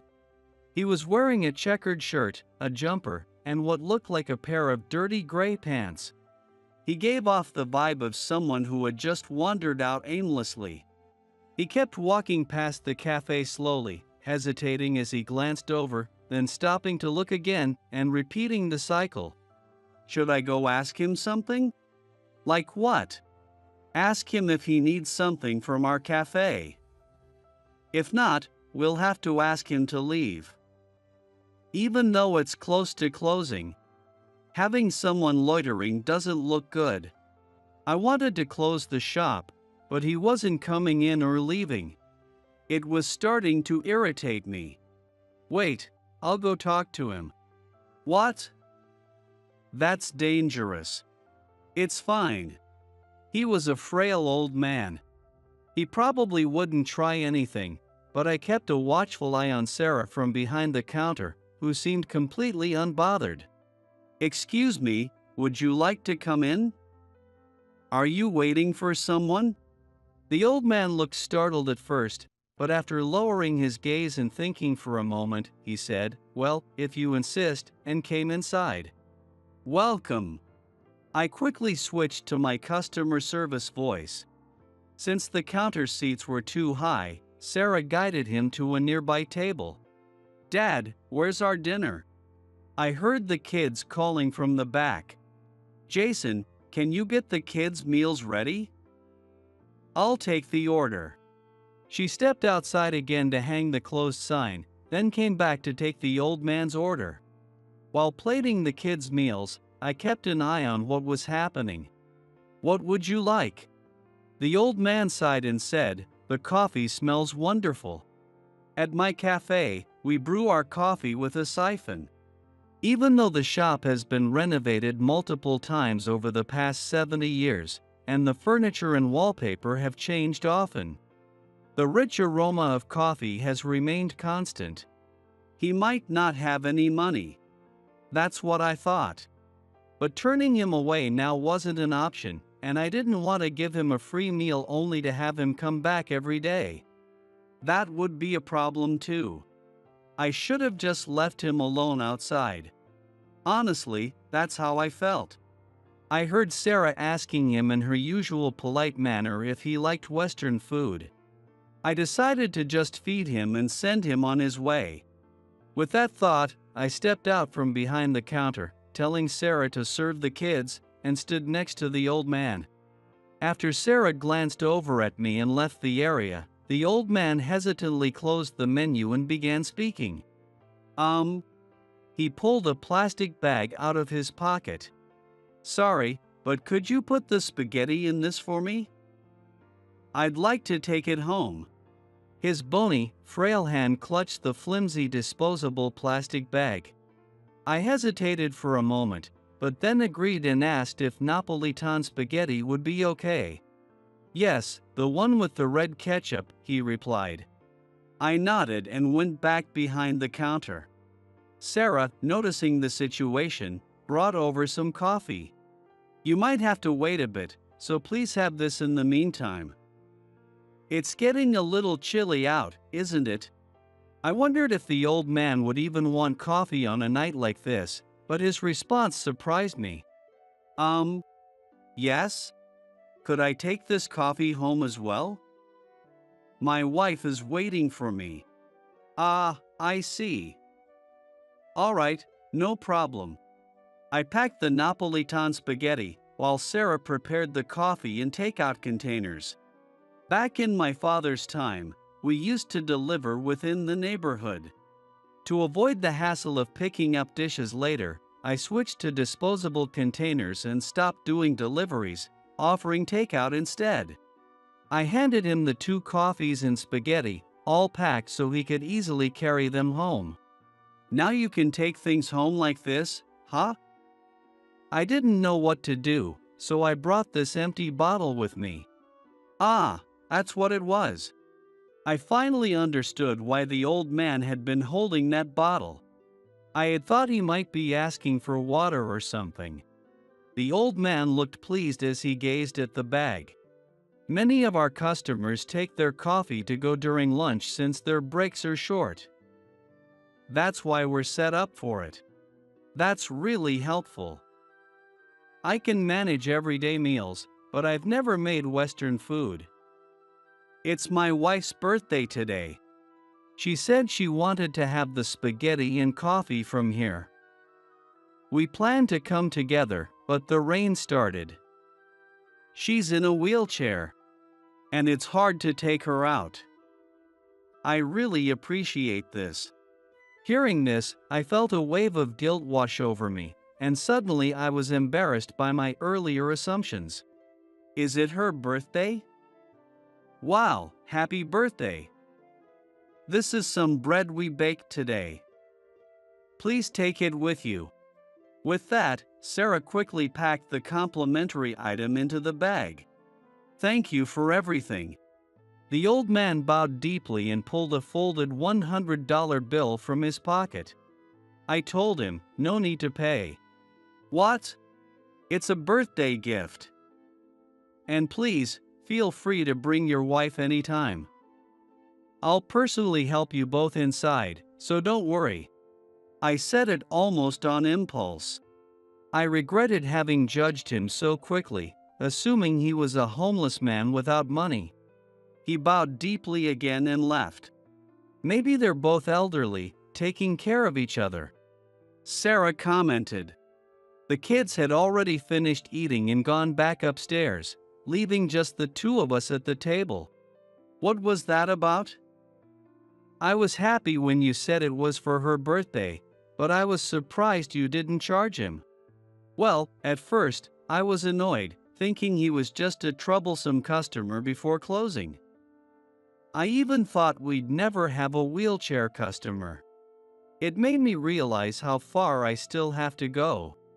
Women seem to manage better living alone when they get older, but when an old man has to take care of everything, it just feels sad. There's something heartbreaking about it. We talk about gender equality, but still. Sarah's father lives alone. Her sister and brother-in-law live nearby, but when Sarah visits, she says the house is a mess, unrecognizable compared to how neat and organized her father used to be.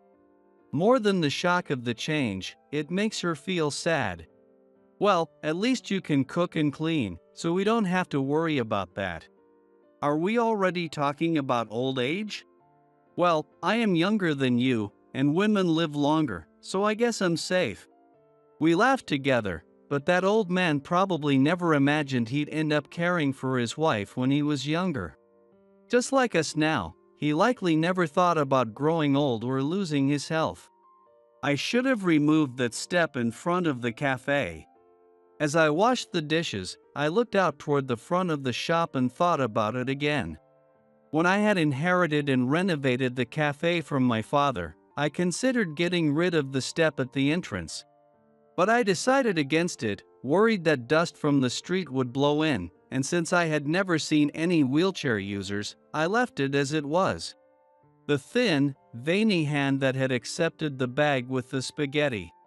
Even if he had pushed his wife in the wheelchair, they would have hesitated at that 5-centimeter step in front of the shop. Thinking back on the renovation and my cold attitude toward the old man earlier, a heavy sense of regret weighed on my chest. I opened the shop in the morning and served breakfast. We get many takeout customers, and there are regulars who come in every morning and sit at the same table at the same time. By the time Sarah arrives, after dropping the kids off at school and finishing her morning chores, I'm already busy preparing lunch. It's not until after 2 p.m. that I can finally take a break. At that time, we often get salesmen stopping by for a rest or local housewives gathering for tea. And on one such Monday afternoon, that old man returned. This time, the old man came with his wife in a wheelchair. "We've taken you up on your kind offer and decided to come. Please, come on in." I stepped outside. The petite, sweet-looking woman was seated in the wheelchair. In front of the shop, there was the newly bought ramp. Why hadn't I thought of it sooner? With that thought, I had hurriedly purchased and set it up. It was my way of atoning for the past oversight. "Please, come inside." The elderly woman beamed at me. "These are from the garden." With that, she handed over a bouquet of roses wrapped in newspaper. "Wow, such a beautiful color." Sarah smiled as she held the deep pink roses. "Autumn roses have a stronger color and scent. Since you treated me to such delicious coffee and spaghetti, I wanted to give you a little something in return."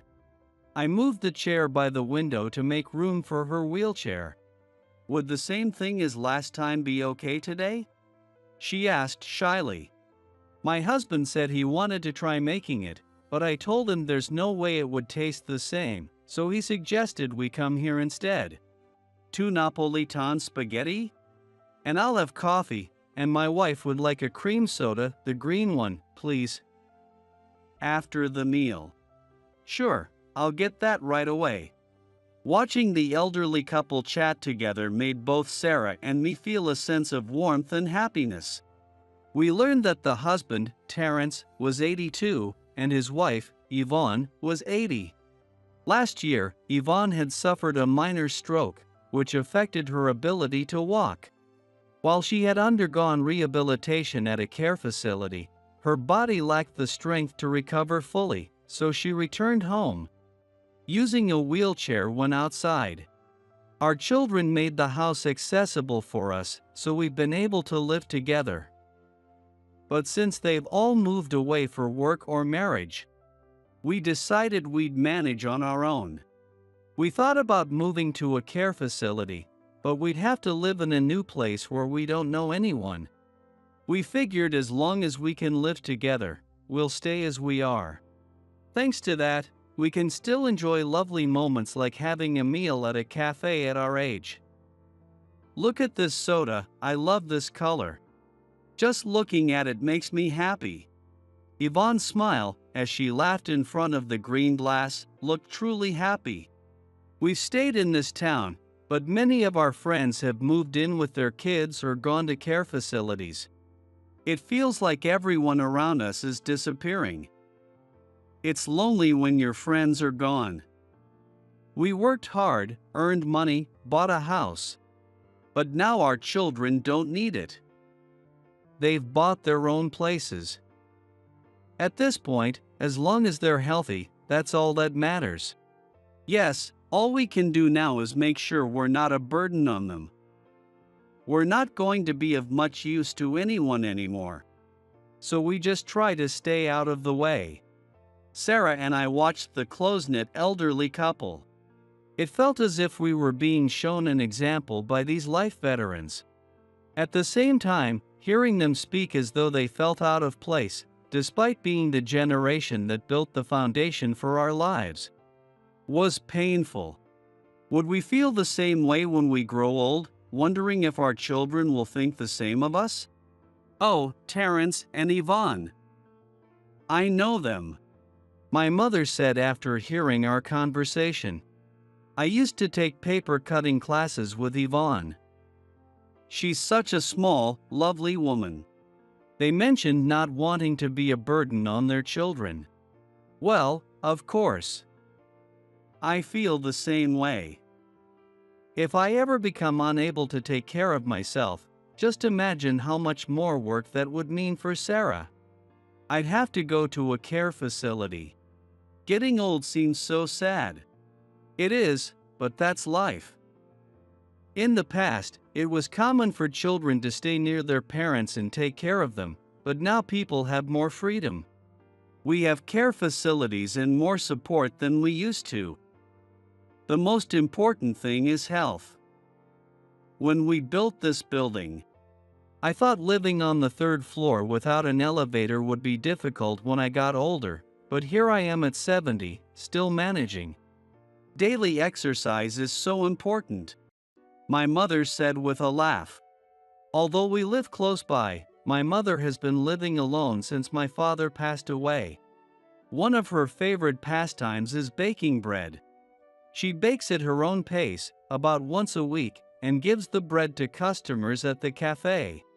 Some customers suggest she should sell the bread, but she says that would take the fun out of it. I can do it because I don't charge for it. If people started complaining about the price or taste, I'd lose all motivation. It's fun because it's just a hobby. In line with my mother's wishes, we offer her baked goods under the name Grandma's Lucky Service at Pegasus. It's not always available, and just because we didn't have it yesterday doesn't mean we'll have it today. I'm grateful for the customers who enjoy the randomness of it. On the days she bakes, my mother wraps the bread herself and hands it out with a smile at the counter. Those little interactions with people seem to be what motivates her to bake the next batch. As long as you have food to eat and a warm place to stay, that's happiness. But having someone to talk to makes it even more enjoyable. People can live alone, but the joy you create yourself is different from the joy someone else gives you. And if that joy can be shared with someone else, even something as small as a loaf of bread, it becomes a purpose. These days, young people can see each other's faces on their phones or have meetings without even going to the office, right? That's wonderful. But the joy of connecting face to face is something else. Maybe I feel this way because I've lived through a time without phones or computers. I think I understand what my mother is saying. Selling takeout coffee is good for business, but there's a special joy in watching customers savor the taste and aroma at the counter. When you focus on sales and efficient business, you lose sight of that. That's one of my bad habits. I forget that making customers happy is the purpose of this cafe, and I end up prioritizing my own profits. That attitude shows in how I treat customers. I need to remember that my own joy comes from having customers in the first place. Meeting Terrence and Yvonne reminded me of that. Hey, do you know how to play Go? One day, out of the blue, Sarah asked me. Go? You mean that board game with the black and white stones, like chess? That doesn't sound like you know how to play. What, you want to learn? Sam's friend was bragging about it at school. He said he's learning it in after-school care. Apparently, it's popular now. It helps develop concentration, creativity, and imagination. I've heard about it too, but I don't really know much about it. When Sam started school, we tried to enroll him in after-school care, but he didn't get in due to the lottery. Even though we both work, running a family business from home put us at a disadvantage. So we sent him to a self-study program instead, but 6 months in, he still wasn't very motivated. I wanted to spark his interest in learning before his studies got too difficult, but to be honest, I wasn't exactly the studious type myself. So I couldn't expect too much. There are other kids waiting for after-school care too.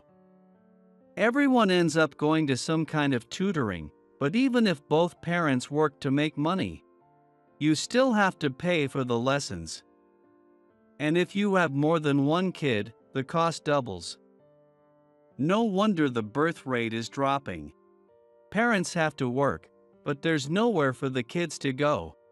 As I thought about parents working to cover school fees and secure their children's futures, only to end up like Terrence and Yvonne, an elderly couple left behind, it made me feel conflicted, stuck between two generations. A few days later, my mother arranged to meet Yvonne at the cafe. I invited her to do some knitting with me. Is it okay if we stay a while? You can't make it up to the third floor. It's fine, we'll do it here. Well, I'll be off then. Terence said, getting ready to leave without even staying for tea. Aren't you going to have coffee today? I can't do knitting, so I'll let the ladies enjoy themselves. Then, an idea struck me. Do you know how to play Go, by any chance? Oh, my husband plays it on the computer every day, Yvonne chimed in. Sarah and I exchanged excited glances and gave each other a silent cheer. And so, Sam's Go lessons began. It turned out that Terence had been a schoolteacher. He joked that he never made it to principal, but that didn't matter. What was impressive was that he had stood in front of a classroom and taught. Twice a week, for 30 minutes, Terence would give Sam Go lessons during his and Yvonne's afternoon walks. Sam isn't the type to sit still and focus, so it might be a challenge. That's no problem. You can't push kids too much. If you try to drill knowledge into them, they get tired and lose interest. The key is to spark their curiosity and think things through with them, helping them search for the right answers. That way, they won't lose motivation. Sam wasn't quick to pick things up, but Terence's patient, engaging teaching style kept him focused. Soon, Sam even started bringing along his friends, other kids who couldn't get into after-school care, to learn Go together.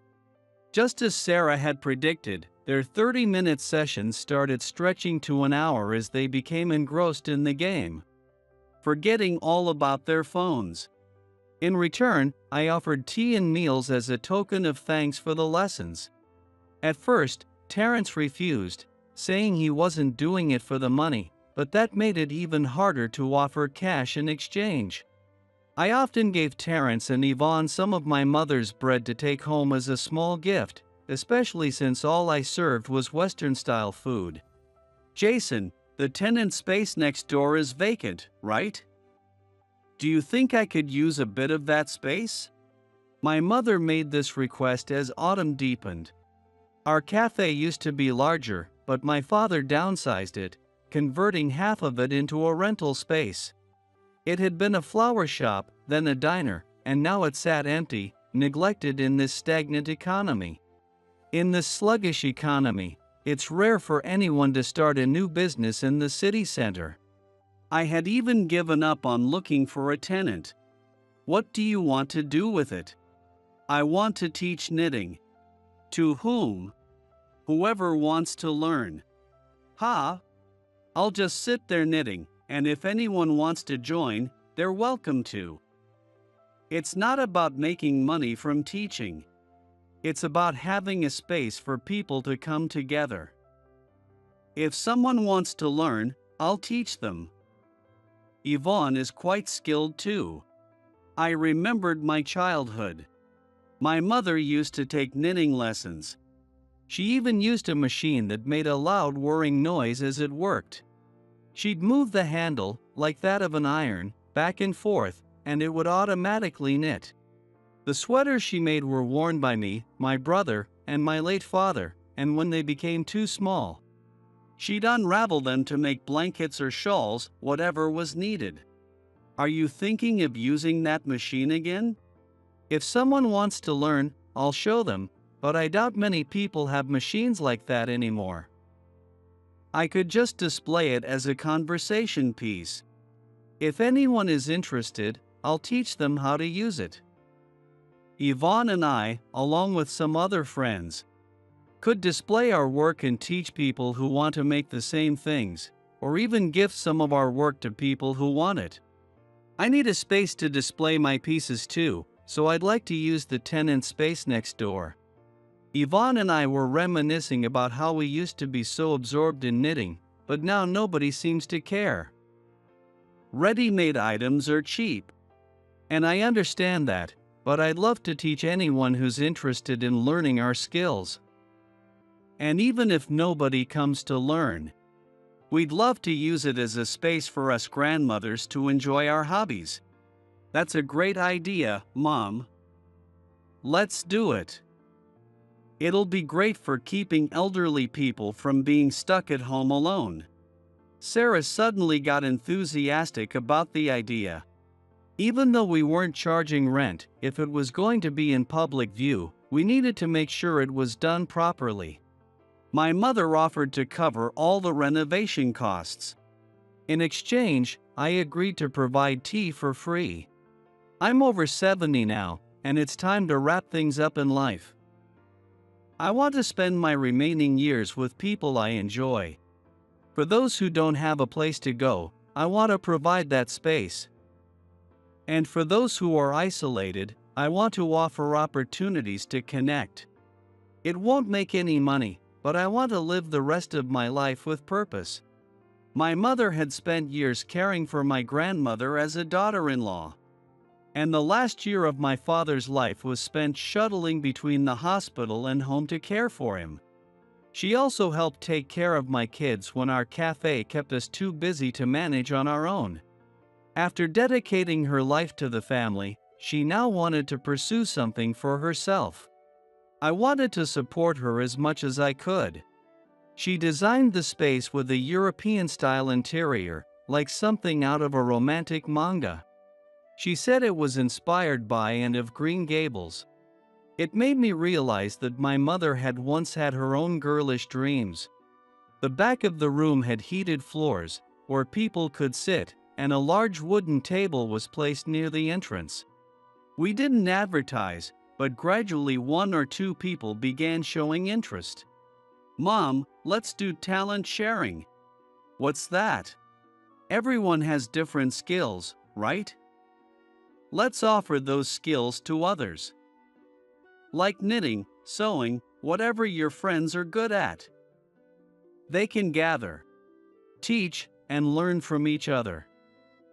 Some days, they can just gather for tea or even have a potluck.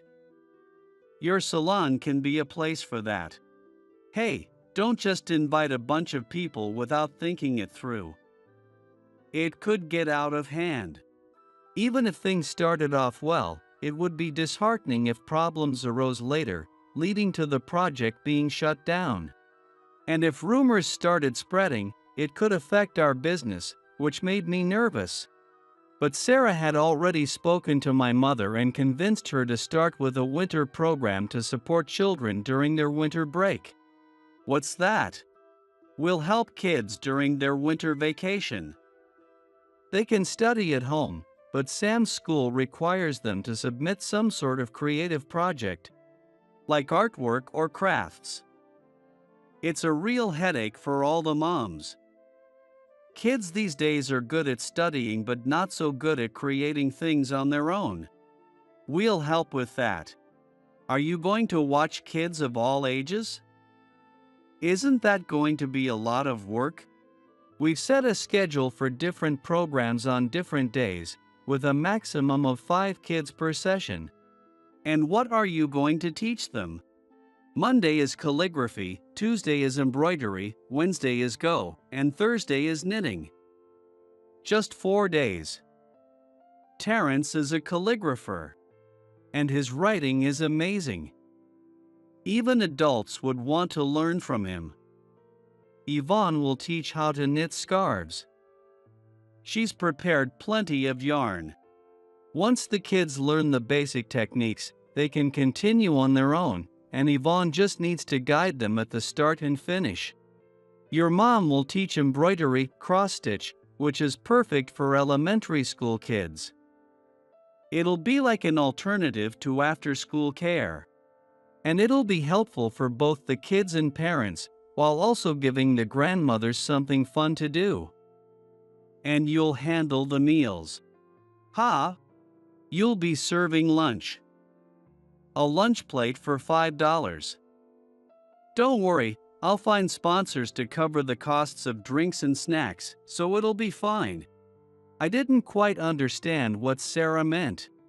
What I did realize, though, was that she was surprisingly proactive. Maybe it was a remnant of her time working in product planning, but while I was busy running the cafe alone, the space next door had become incredibly lively. Sam became obsessed with Go and hardly played anything else, even at home.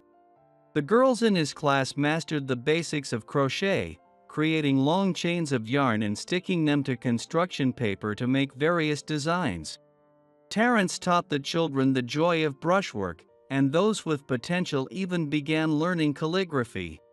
Meanwhile, the mothers who brought their children became engrossed in crafts, trying their hand at shawls or adding embroidery to their children's school supplies.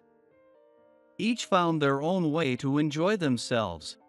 Some mothers would bring their babies on their backs, leave them with the grandmothers, and enjoy a moment of peace with a cup of tea. Just that simple act provided healing, some said. Eventually, these same people started taking out food from my cafe or meeting their husbands there for dinner on their way home from work. For the adults, I introduced a special lunch plate, which became a hit and turned into one of our signature menu items. It turns out that, like kids, adults enjoy having a variety of dishes neatly arranged on one plate. One day, officials from the local government office visited the cafe. They specialized in support for children and the elderly. At first, I thought they had come to raise concerns about our unlicensed, unplanned gatherings, but it was the opposite. They asked about how these activities came about and interviewed not only my mother and Sarah but also the participants about the sense of fulfillment and connections that had been created. This story was then published in the district's newsletter, and just as Sarah had predicted, sponsors appeared. A local craft shop started providing materials for us. Their reasoning was that if people developed an interest in embroidery and knitting at the grandma's salon, it would help them expand their customer base. Parents were grateful that their children could complete their winter break projects while they worked. And Go tournaments were even organized with the kids from the after-school program. The salon also began receiving grants, which helped cover food costs, and I was compensated for providing meals.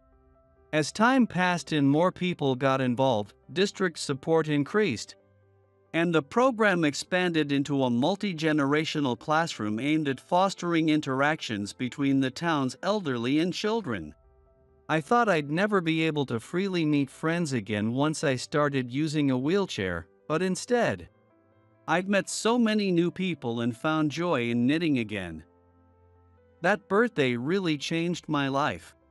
Every time flowers bloomed in her garden, she'd bring them to the cafe, but today was the last time. Take care. Terence waved from the car window. His hand, still thin and veined, hadn't changed since those early days. Please, take care of your health. From now on, I can leave everything to others. It's quite freeing. 5 years had passed since that birthday. Terence and Yvonne were moving into a retirement home with nursing care and were leaving the neighborhood. It had become harder for Terence to care for Yvonne, so their children had found a facility for them. We thought it'd be best to move in while we're both still healthy. It would be much harder if one of us had to go alone, Terence said with a smile, though many people were saddened by their departure. My son Sam, who's entering high school next year, had been trained in Go by Terence and was now skilled enough to reach the first Dan level. Since learning Go, Sam had become more disciplined with his time and more focused on his studies. Before they left, Holly knitted a blanket and gave it to Yvonne as a farewell gift. "You're so skilled, I'm sure you could make something even better than what I've made. It's the fact that someone made it just for me that makes me happy. I knit myself, so I know how much time and effort went into this. And you even chose my favorite green, thank you so much." My mother and Sarah were both in tears. It seems that the older you get, the more painful it becomes to say goodbye to people you've spent so many years with. Don't cry. Come visit us. There's a tea salon at the home too, so everyone can come and see us, Yvonne said with a smile, and we all nodded. The Grandma's Salon, which had started from a simple idea and donated talents, had grown into a major project with district support. Now it was hosted at a community center where elderly people gathered to enjoy their hobbies together.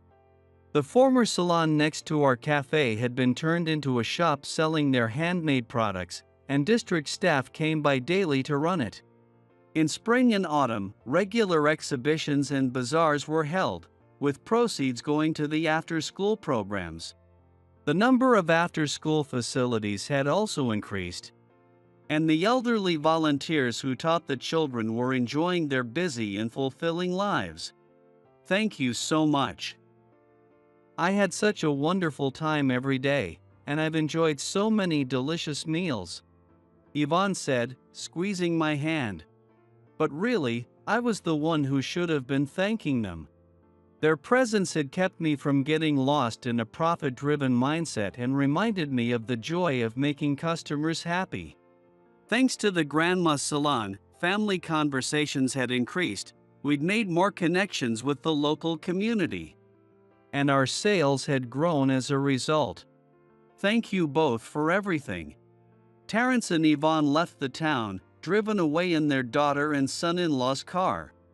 As I watched them go, I found myself wondering how many goodbyes my father and grandfather must have experienced while running this cafe for so many years.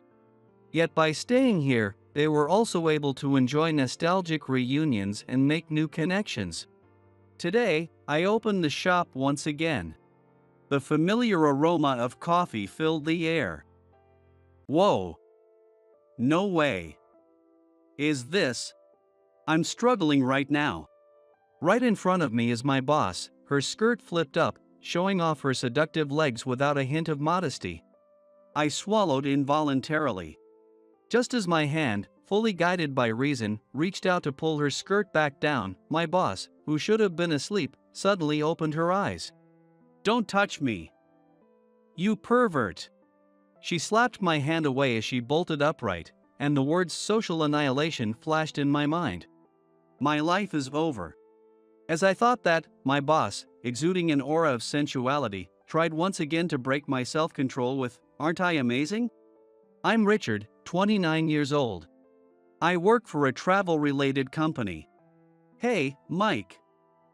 What happened with that project from the other day? I'm in the sales planning department." As soon as a cold, emotionless woman's voice echoed through the office, a wave of tension swept over us. The voice belonged to Kimberly.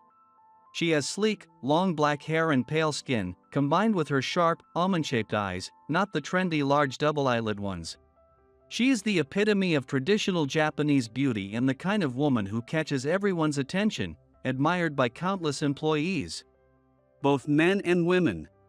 However, nobody in this company dares to approach her casually, because she's known as the Snow Queen. Mike, now called out by Kimberly, nervously began his report at her desk. Yes. So first, I contacted the local city hall's PR office, and I discussed our plan with them. Skip the details. Just tell me the results. The moment Kimberly cut him off, the entire department fell silent, as if the air had dropped to freezing temperatures. Her expression didn't change, and her voice showed no hint of emotion. When she looked at you with those piercing eyes, it felt like your body froze. Mike, under pressure, stumbled through his words before handing over the summary report and contracts. By the time he returned to his seat, he collapsed onto his desk, like ice melting after being broken. Poor guy. Efficiency is everything. Results over process. A classic old-school worker. Kimberly is the epitome of the workaholic who demands efficiency and loathes anything wasteful. She's strict and cold. That's why we call her the Snow Queen. She's cold to everyone, but she's even colder to me. It's not just cold, it's like she's indifferent. She never asks me about my personal life, and when it comes to work, she only checks on the bare minimum progress. She's never really scolded me either. She probably doesn't expect anything from me at all. It's been 7 years since I joined this company. I'm not particularly good at sales planning, but I don't cause any major problems either. In short, I'm just average. There's nothing to gain from standing out in life anyway. So why would someone like Kimberly, the Snow Queen, take any interest in me, let alone choose me to assist her with her work? Or so I thought. Richard, I need you to accompany me on a business trip next Friday. A trip to a regional hot spring area. She personally requested me to assist her. Me? Yes. The meeting with the client is scheduled for the evening, so it'll be an overnight stay. Surprisingly, she seemed considerate of my weekend plans, noting that the Saturday might be impacted by the overnight stay. Turns out, she's not as old-fashioned as I thought.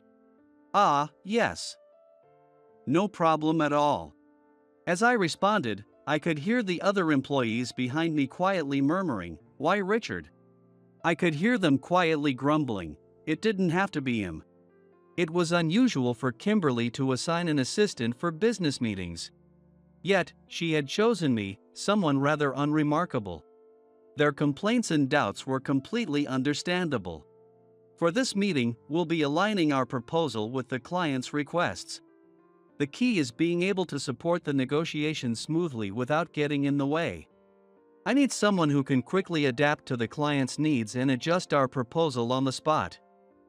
I judged Richard to be the right person for that. Do you need any more reasons? Kimberly's words, sharp as ever, shut down any further grumbling. Even I, the person she was praising, was left speechless, not expecting such an evaluation from her. I'll send you the details by the beginning of next week. With that, Kimberly ended the conversation and turned her attention back to the documents in front of her. I bowed, holding back a heavy sigh as I returned to my seat. The next Friday, Kimberly and I took the afternoon bullet train to our business trip destination. There was still some time before the train's departure. I took care of some errands first and decided to grab a snack, letting Kimberly know before I stepped out of the waiting room. Kimberly's favorite coffee is this one, right? As I returned with drinks for both of us, I noticed an elderly woman with a cane looking around anxiously. I checked my watch, there were about 20 minutes left before the train departed. Having been raised by my grandmother, I couldn't just ignore someone in trouble, so I approached her. Is something wrong? The woman, still looking around, turned her worried gaze to me. I think I lost my wallet. A lost wallet is a serious issue. Do you remember where you last used it? I bought my bullet train ticket and went straight through the gate. She realized it was missing when she tried to buy a drink inside the station. I looked around, but there was no wallet in sight. Let's go check at the ticket counter where you bought your ticket. Oh, I couldn't ask you to go out of your way for me. It's no trouble, we still have some time. I couldn't leave this elderly woman with her cane and large duffel bag to manage on her own. I took her bag and escorted her to the ticket counter. Luckily, her wallet had been turned in. Oh, thank you so much. I'm so sorry to have troubled you. Please let me do something to thank you. The relief on her face was palpable as she repeatedly bowed in gratitude. It's really no big deal. There's no need to thank me. But when I checked my watch again, I blurted out, "Oh no." There were only 5 minutes left until the train's departure. The woman was still trying to thank me, but I quickly said, "Please don't worry about it. I've got to go," and rushed off. When I reached the platform, the train doors were already open, and I jumped on just in time. Trying to catch my breath, I made my way to my seat, realizing that a full sprint is tough for someone in their late 20s. It was hard to get my breathing back to normal. Richard, where did you go? I was calling you so many times, I thought you wouldn't make it. Still panting as I sat down, I immediately got a scolding from Kimberly. Her voice had an unusual hint of emotion, making it clear that she had been worried about my absence. Sorry. Oh, here's your coffee. I was strangely pleased that I had managed to stir even a little emotion in her, and I couldn't help but chuckle through my still labored breathing. Trying to cover it up, I handed her the coffee I had just bought. Well, you made it, so I guess it's fine. But please be more careful next time. She stared at the coffee for a moment, then in a slightly uncertain tone, gave me another warning. When I replied with "I'll be careful," I heard a soft, almost muttered "thanks for the coffee." An hour from the city center, we arrived at a coastal hot spring town. In front of the bustling station, filled with tourists, Kimberly and I stood out in our business suits. Since we were returning the next morning, I only brought a backpack with my work essentials. In contrast, Kimberly was pulling along a rolling suitcase. I figured she had more luggage because she's a woman, but the suitcase seemed quite large for just a one-night stay. "This is my hometown, and I'm going to visit my family tomorrow." It seemed Kimberly noticed my curious glance at her suitcase, so she explained.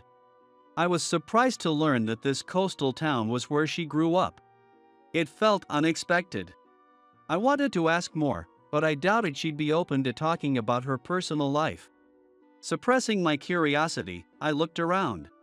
The area in front of the station was bustling with tourists, lined with souvenir shops, many selling dried seafood and other local specialties. The mouth-watering smells of grilled fish from the storefronts filled the air, teasing my appetite. Amidst the tempting smells, the scent of the sea mixed in, and I muttered to myself, "Smells like the ocean." If you go down the hill, you'll reach the ocean. The wind must be carrying the scent up here today.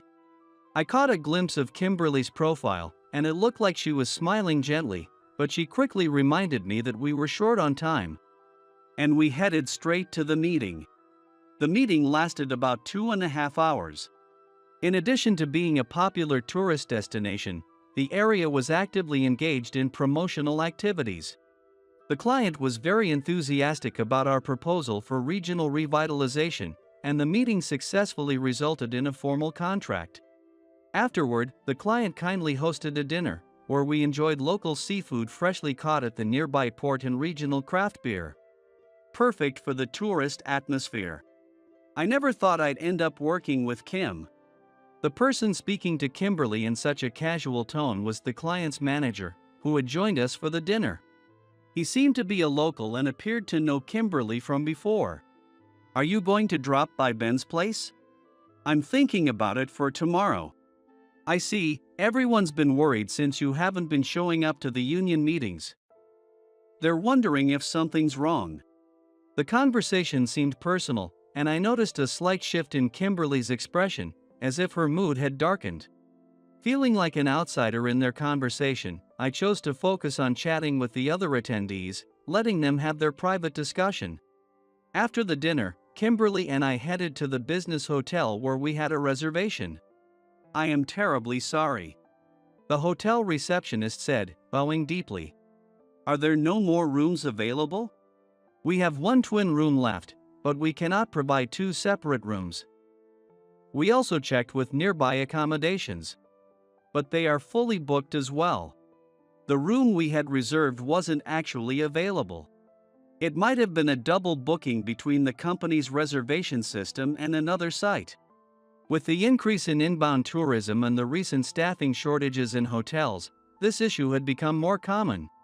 It was past 9 p.m. on Friday in a popular tourist area, and there were no other rooms or accommodations available. Sharing a room with someone of the opposite sex at our age. And with Kimberly, of all people, there was no way that could be okay. "Then, we'll take that one room for two people, please." Despite my nervousness, it was Kimberly who calmly booked the room. "Excuse me, but there's still time to catch a train. I can head back to Tokyo. As your superior, I can't let you travel that distance at this hour. Plus, we still have a little work to finish. Staying in the same room will be more efficient. After all, it's just for sleeping. Do you have any issues with that?" Of course, there's an issue. My internal scream didn't seem to reach Kimberly, who was already checking us in. It seemed her mind was already made up. "This is work, this is work." I kept repeating it to myself, trying to steel my resolve. "I'm struggling right now." In front of me lies Kimberly, stretched out on the bed. Still dressed in her suit, her tight skirt has ridden up, revealing her long, slender legs without hesitation. How did it come to this? I held my head in my hands. For the first hour, we had been summarizing the details of the meeting. Once we finished, when I opened the fridge to grab a can of beer I had bought earlier, she said, "I think I'll have one too." Kimberly was the one who suggested it herself. She doesn't usually attend company drinking events. She only shows up to the necessary farewell or year-end parties, and I'd always seen her drinking only soft drinks. I had assumed she either couldn't drink or disliked alcohol, but apparently, I was wrong. As an apology for the hotel's mistake that led to us sharing a room, they offered us free drinks from the minibar. The sound of the local beer's tab popping open echoed with a satisfying click. "Thanks for today. The meeting went smoothly thanks to you, Richard. Well done. Cheers." With a slight smile, Kimberly raised her beer toward me and took a big gulp. Her unexpected words of appreciation made me smile naturally as well. "Cheers, and thank you for everything," I said, raising my own can and taking a drink. Kimberly quickly finished her beer and, looking pleased, reached for a canned cocktail next. Seeing her smiling and drinking happily, far from the usual composed Snow Queen demeanor she's known for at work, would have shocked everyone at the office. "Richard, you should really be better at promoting your accomplishments." Kimberly spoke unusually cheerfully, but her words were starting to slur slightly. She probably wasn't very strong with alcohol. It was already a rare experience to talk with her one-on-one like this. But seeing her cheerful and tipsy was an unexpected perk of this business trip. I'd been drinking at a decent pace too, and when I checked the time, I saw it was already past midnight. When we started discussing calling it a night, she offered me the shower first, saying, "You go ahead." Still holding her canned cocktail. She seemed in no rush to sleep. Feeling a bit drowsy, I gratefully accepted and headed to the shower. And that's how we ended up here, me in a mental struggle. I couldn't take my eyes off Kimberly's seductive legs as she lay passed out drunk. And I could see it. That piece of fabric under her skirt. The drowsiness that had clouded half my brain instantly vanished, replaced entirely by a flood of desire. Gulp. I could hear the sound of my own throat swallowing loudly. My hand, moving slowly, hesitated for a moment. The urge to pull her clothes further up, to indulge in the sight of her legs. Slap. I smacked my own left cheek. What the hell am I thinking? Get a grip. Using every ounce of self-control, I reached out to pull her skirt down, covering her exposed legs. At that moment, Kimberly, who I thought was fast asleep, suddenly opened her eyes and locked gazes with me as my hand was still on her skirt. Oh, crap. I froze as cold sweat broke out all over my body, despite having just taken a shower. "What are you doing? You pervert." I couldn't move my hand from her skirt, and what I heard next was, of course, a voice full of justified outrage. "No, no. It's not what it looks like. I swear." Panicking, I struggled to find the right words, unable to explain myself properly, and could only keep repeating, "It's not what it looks like." "What do you mean, it's not what it looks like?" "You lifted my skirt, and you were looking at my underwear, weren't you?" "I didn't lift it." "Okay, maybe I saw a little, but it wasn't on purpose." "You fell asleep while I was in the shower. And your skirt rode up because of how you were lying." "I was just trying to cover you up because it was exposed." As Kimberly raised her voice, I became even more flustered, too frantic to choose my words carefully. "You were looking, weren't you?" "No, I wasn't. I swear, it wasn't intentional. I didn't want to look. I don't make moves on drunk people, especially not my boss." Desperately trying to explain myself, I suddenly realized that Kimberly's expression had turned hurt from my words. "I see. Someone like me, you'd never make a move on someone like me." "Wait, no, that's not what I meant. An uptight, boring, and unappealing Snow Queen like me." I was stunned to realize that Kimberly knew about that nickname, and I was at a loss for words. Taking my silence as confirmation, she sank deeper into her own thoughts, muttering, "I knew it, someone like me."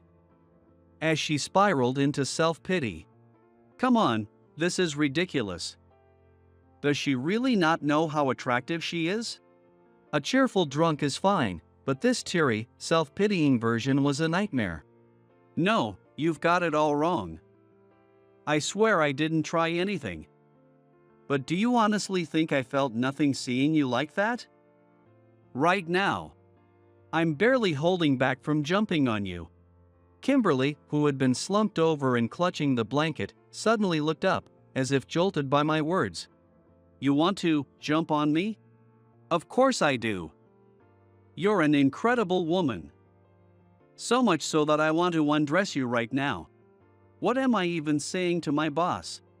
I ran my hand through my hair in frustration as the weight of my reckless words began to sink in. This is definitely sexual harassment. More like beyond it. I cautiously glanced at Kimberly to see her face turning bright red, her mouth opening and closing without any sound. But I won't lay a hand on you.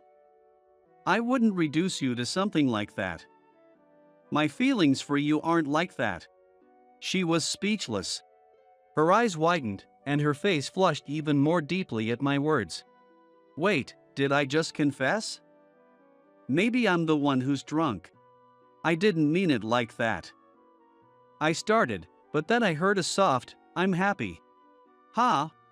I looked at Kimberly, and with her eyes shimmering and her face still red, she smiled beautifully at me. Please be my boyfriend. The next morning. So, feel free to call me Kimberly or Kim. Just something more casual. As if she wasn't the same person who had bared her heart last night, Kimberly, now in full work mode, was explaining today's schedule to me. Kimberly's confession from last night. In reality, it was a request for me to pretend to be her boyfriend.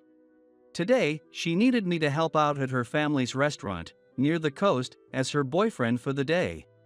Every time I visit, my family keeps asking about my relationship status and marriage, and it's been stressing me out. I haven't come home in years because of it. I figured if I brought a boyfriend along, it'd take the pressure off. With Kimberly bowing deeply and apologizing for the trouble, I couldn't bring myself to refuse, and now here I am. Standing in front of her family's diner. For the record, nothing more happened last night. After her shower, Kimberly went straight to bed. Thanks to that, I barely got any sleep. Can you fillet a horse mackerel? Barely after exchanging greetings, I was hit with a question, to which I could only respond with a confused, huh? If you can't even make mackerel sashimi, I won't acknowledge you. You'd be useless in this shop. Dad, why are you assuming I'm going to take over the shop? I've told you 100 times, I'm not taking over the shop. Richard works at the same company as I do. There's no way we're staying in this small-town shop.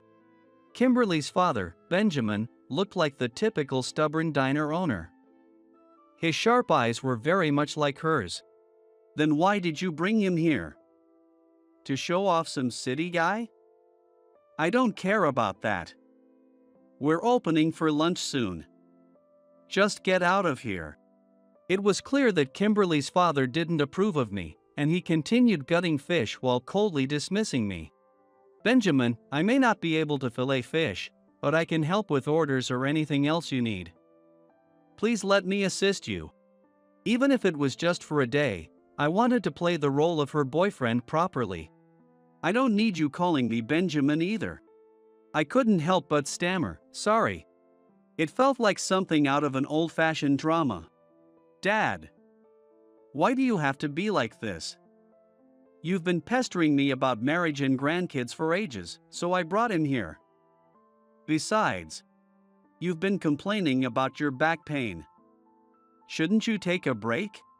I'm not sick. Don't make me sound like an invalid. Kimberly, who normally never shows her emotions, was now speaking so emotionally in front of her parents. I found myself thinking that, after all, she turns into a daughter when she's around them. I'm sorry you had to see that. Those two are always like this when they see each other. They're just too similar, said her mother, Samantha, as she gently placed a glass of Calpico in front of me, not seeming troubled at all. She was clearly used to their family quarrels. Oh, But really, we don't need any help.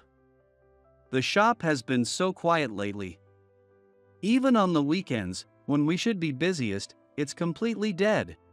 As Samantha spoke with a worried expression, Benjamin's voice suddenly cut in. "Don't say unnecessary things." "Huh? Why all of a sudden?"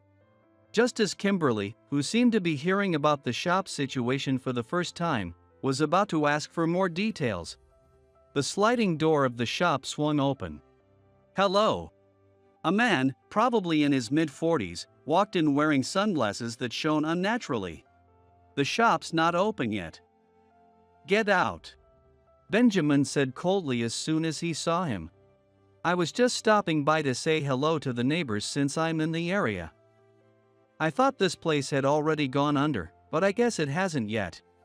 This shabby, poorly reviewed restaurant is still hanging on, huh?"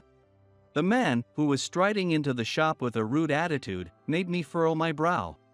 "And who might you be?"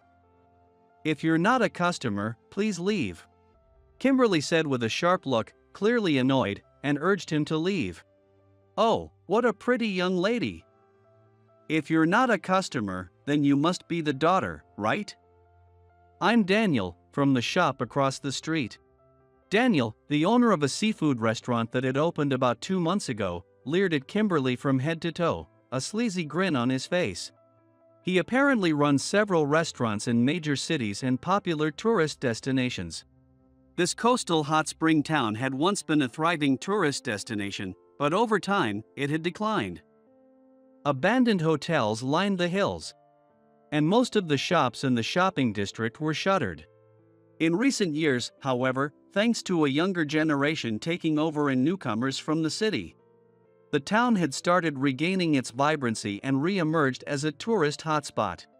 With that resurgence came people like Daniel, looking to profit from the renewed popularity of the area. "Didn't you hear me? I said get out," Benjamin repeated in a low voice, and Daniel, now holding up his smartphone, sneered, "I'd better post this terrible customer service on social media, so no one comes to this awful shop." "Hey!" Kimberly raised her voice, but I quickly stepped in front of her, directing my own phone at Daniel.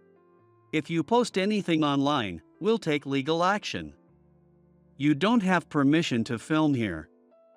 Now, get out of our shop. If you refuse, I'll call the police. You know, what you're doing falls under defamation, intimidation, and trespassing, right?" "Just kidding. Come on, let's get along as neighbors. Look, see? I didn't record anything. But who knows how long a poorly reviewed shop like this will last? Anyway, I'll be going now." Clearly shaken by my words, Daniel grimaced, clicked his tongue, and finally left the shop. I let out a long breath I didn't realize I'd been holding, only to find Kimberly staring at me in amazement. "Richard, that was impressive. It's just some stuff I picked up online. I'm not sure how accurate it is, but I figured a restaurant owner wouldn't want to cause any trouble. It was a bit of a gamble since he seemed like a sketchy guy." Still, Kimberly and her mother, Samantha, praised me enthusiastically, making me feel a bit embarrassed. But Benjamin, on the other hand, looked displeased. "When did this become your shop, huh?" He seemed upset by the fact that I had referred to it as our shop during the confrontation. It was just an instinctive response in the heat of the moment. "Dear." He stood up for us, and that's how you thank him? Exactly. He protected the shop. Before I could even apologize, Samantha and Kimberly were already scolding Benjamin. Faced with the pressure from the two women, Benjamin swallowed his words and ended up with a sheepish expression on his face. "Gore. You. Have you eaten lunch yet? Stay and eat." As Benjamin grumbled and disappeared into the kitchen, Samantha smiled and said, "That's his way of showing gratitude." "Sorry about that." As I bowed toward his back, saying, "Thank you," I suddenly heard him groan in pain. Benjamin let out a groan of pain as he collapsed to his knees, clutching his body in discomfort. "Benjamin." We rushed over to him, and his face was twisted in pain, sweat beading on his forehead. "I'm calling an ambulance." Without hesitation, I quickly dialed for help. The diagnosis from the local hospital where Benjamin was taken was kidney stones. Although immediate first aid was provided, the doctor explained that there was also a stone large enough to require surgery, and he would need to stay in the hospital for about a week. He has never had kidney stones before. He hasn't been sleeping well recently either. Maybe it's from stress. But I'm just so relieved it's not life-threatening, Samantha said, breathing a sigh of relief. I felt the same sense of relief, and a soft "that's good" escaped my lips. "Thank you for being here with me," Kimberly said, looking up at me with a grateful but slightly sad expression. Leaving Samantha at the hospital to stay with Benjamin, Kimberly and I returned to the diner to prepare for the temporary closure of the shop. "Thank you for helping with all of this, Richard." "I'm sorry to burden you," Kimberly said quietly as she started tidying up. "I've been worried about my father's health since my mom mentioned he wasn't doing well recently. I've always been defiant whenever they brought up marriage, but I also felt a need to show my face and reassure them. That's why I asked you for such a big favor." "I'm sorry for dragging you into this. You don't need to apologize," I replied softly, matching her tone. I really didn't feel like she was a burden at all. This place is a tourist spot, but it's still a small town, you know? Everyone knows each other, and rumors spread fast. Like, if someone from the Smith family went out last night, it'd be all over town by morning. It's such a typical small-town vibe, and I hated it. I wanted to leave and make a name for myself in Tokyo, not stay in this little diner. It was a huge deal for my parents to send me to university in Tokyo, running a small diner and all. Now that I'm older, I finally realize how hard that must have been for them. It's taken me this long to want to be a good daughter, now that my dad's not in great health. I feel so selfish. But you've worked hard and been successful in Tokyo. You've achieved your dreams, and that's also a way of being a good daughter, I said, trying to reassure her. Kimberly smiled, though with a hint of sadness, and replied, "I'm just a token at the company. You know how the government is pushing for more women in leadership roles? My company is just trying to boost their numbers." In reality, the men still dominate the discussions, and hardly any of my proposals are accepted. I'm just checking off management tasks that higher-ups want me to do. She lowered her head slightly, hiding her frustration. That's not true. I really respect your work. You're always so precise and give clear, rational instructions. That's why you were given your role. Not just as a token, I said earnestly. Thank you. You're the only one who's ever said that to me directly, Richard. Kimberly looked surprised by my words, but after a moment, she gave me a shy smile and said that. Since yesterday, I've been seeing expressions on her face that I've never seen before. If you don't mind me asking, do you really not have anyone you're dating or thinking of marrying? I still think it would be nice to introduce someone real to your parents someday. From the way Benjamin told me to stay for lunch, as if trying to hide his embarrassment, I got the feeling that if Kimberly chose someone, he'd probably grumble but ultimately accept them. He's likely just waiting for the day he gets to meet the person his daughter will marry. No, that's why I asked you. To be honest, I don't really have the desire to get married. I just don't see the point in it. Maybe I'm just not cut out for it, with my personality. I've always struggled with relationships. But lately, just a little bit. I've started to think that someone who stands up for me, like you did, might actually be nice. Her cool eyes met mine, but there was a hint of warmth in them now. And I don't usually like being in the spotlight or standing up for people either. But recently, I found myself wanting to protect someone, without thinking twice about it. I could feel the warmth in my face reflecting in her eyes, as the distance between our faces grew just a little closer. The evening chime of the clock echoed in the shop, and we instinctively broke the gaze we had been holding. When I looked away, my eyes landed on the calendar hanging in the kitchen, and in that moment, I made a decision and spoke up. Would you let me help with turning the shop around? Kimberly looked surprised, her face still a little red. But I don't want to trouble you with anything more, she said hesitantly. I want to help. Please let me. Gripping her hand as I pleaded, my seriousness seemed to take her by surprise, and she nodded with wide eyes. 3 months have passed since then. Welcome. I'm now helping out in Benjamin's diner, chopping cabbage, cooking rice, and doing whatever else I can. I can only come on my days off, of course, and although Benjamin initially said, "We don't need help from an amateur," after seeing me come nearly every week, he finally gave in. Benjamin's health has been great since he got out of the hospital. Hey! Don't let the soup boil over. Yes, sir. Sorry. Watching us from the dining area, the local regulars, already used to this sight, sat back, drinking beer as if it were just another afternoon. Man, since Kim's boyfriend started coming around, the place has been full of life again. You've been posting lots of promotions on that. What's it called? Social media. And not just that, there were a ton of nasty reviews online about the shop. Like people saying it smelled like rotten fish or the service was awful. But Kim and Rick took care of all that. The internet these days is incredible. Samantha added, clearly relieved by the recent upswing in business. I had been puzzled by something Daniel had said about poor reviews, so I decided to look into the shop's online reputation. Sure enough, the diner had an unbelievably low rating of 1 star, with comments like, "It smelled like rotten fish," and "The staff were terrible." But Benjamin and Samantha didn't recognize any of these complaints. What was even stranger was that during Benjamin's hospital stay, 2 more negative reviews were posted, even though the shop was closed. Now I was sure of it. The dates when the negative reviews started appearing coincided with the opening of the shop across the street. It was almost certainly their doing.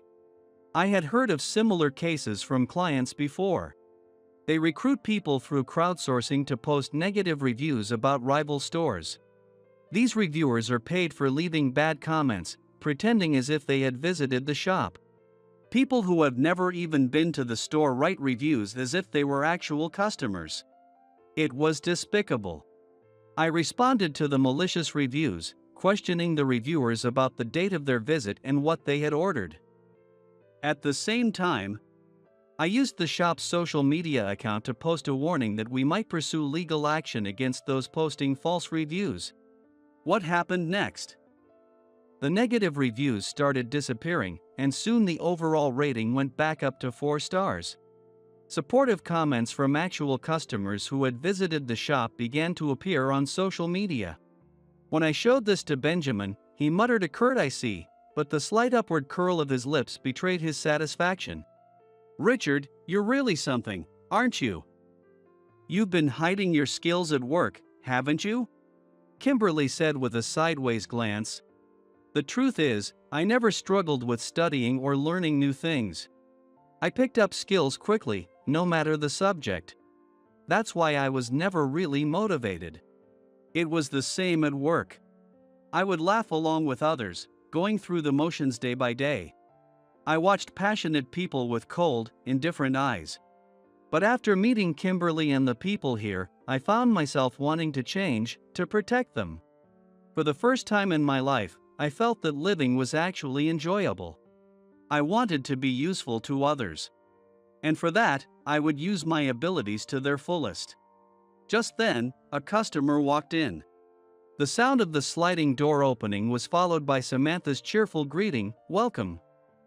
Then, with a more formal tone, she added, "Jessica. It's been a while." It really has. I've been traveling for work, but I finally got back here the day before yesterday, Jessica replied. Their friendly conversation filled the air, and when I glanced out from the kitchen, I saw a familiar older woman standing there. "Oh, You're the young man I met at Tokyo Station. Her eyes met mine, and she immediately recognized me, calling out with a happy smile. Ah! You're the one from then. I blinked, and then it clicked. It was the woman whose wallet I had helped find at the station 3 months ago. I've been looking for you. I heard there was someone from Tokyo helping out here, so I thought I'd stop by. I'm so glad I found you, she said, smiling warmly. I couldn't believe she had come all the way here based on that rumor. You know Jess? The local regulars seemed surprised to learn that I knew this Jessica woman, so I explained that I had simply helped her out at Tokyo Station. Do Benjamin and Samantha know Jessica as well? Know them? Jessica here is. One of the regulars began to explain, but before he could finish, the shop's door slid open again. Hello there. It was Daniel who had entered.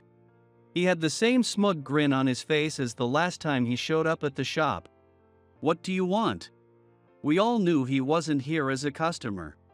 Kimberly shot him a suspicious look as she asked. Oh, I just figured this place might be on the verge of shutting down, so I thought I'd check if it'd make a good spot for one of our new tenants. But wow, looks like you've got quite a crowd in here. How strange. Folks, let me tell you, this shop serves spoiled food. And they overcharge customers they don't like. You should really avoid this place. Daniel suddenly started yelling, trying to scare the customers. How dare you say that? We've never done such things. Kimberly shouted back, flustered, trying to defend the shop. You've got no proof that I'm lying, do you? There are reviews from customers saying just that. And it looks like this place is threatening people to get those reviews deleted, isn't it? Daniel sneered.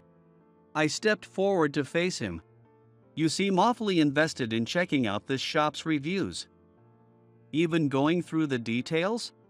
Well, it would be bad for business if the place across the street scared off my customers, so of course, as a business owner, I keep tabs on that. Daniel shot back with a smirk, his brow furrowing briefly. These days, it seems there are plenty of people with low online literacy, willing to write fake reviews just to earn a bit of pocket money.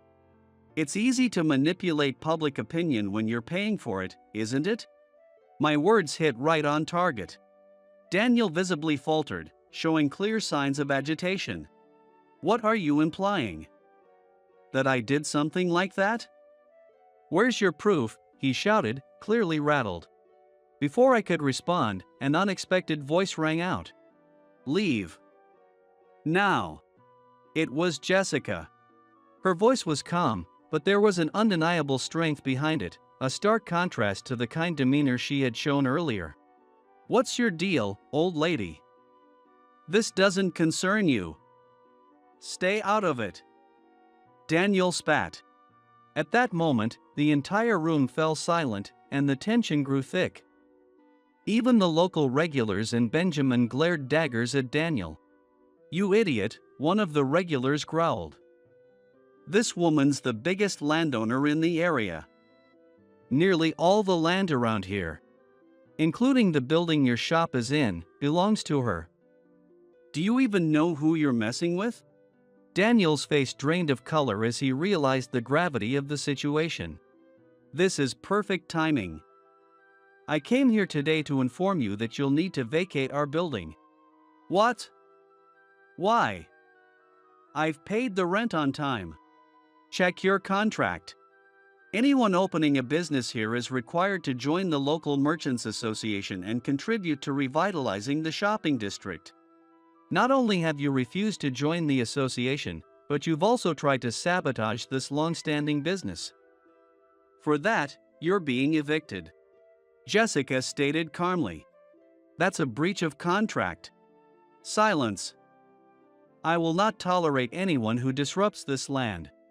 Jessica's fierce voice echoed through the shop. The local regulars standing beside her glared at Daniel with murderous intent. At this point, Daniel had no chance. In a rural town, you can't afford to disregard the influence of landowners and their connections. While the culture here may sometimes feel oppressive, those very connections are what protect and sustain this place. Daniel's business was as good as over in this town. And if you try anything else against this shop, I will personally sue your company. I've already gathered evidence that your business paid people to write fake reviews. As if to deliver the final blow, I spoke in a low voice, and Daniel, his face turning pale, bolted out of the store. I'm so sorry for the commotion.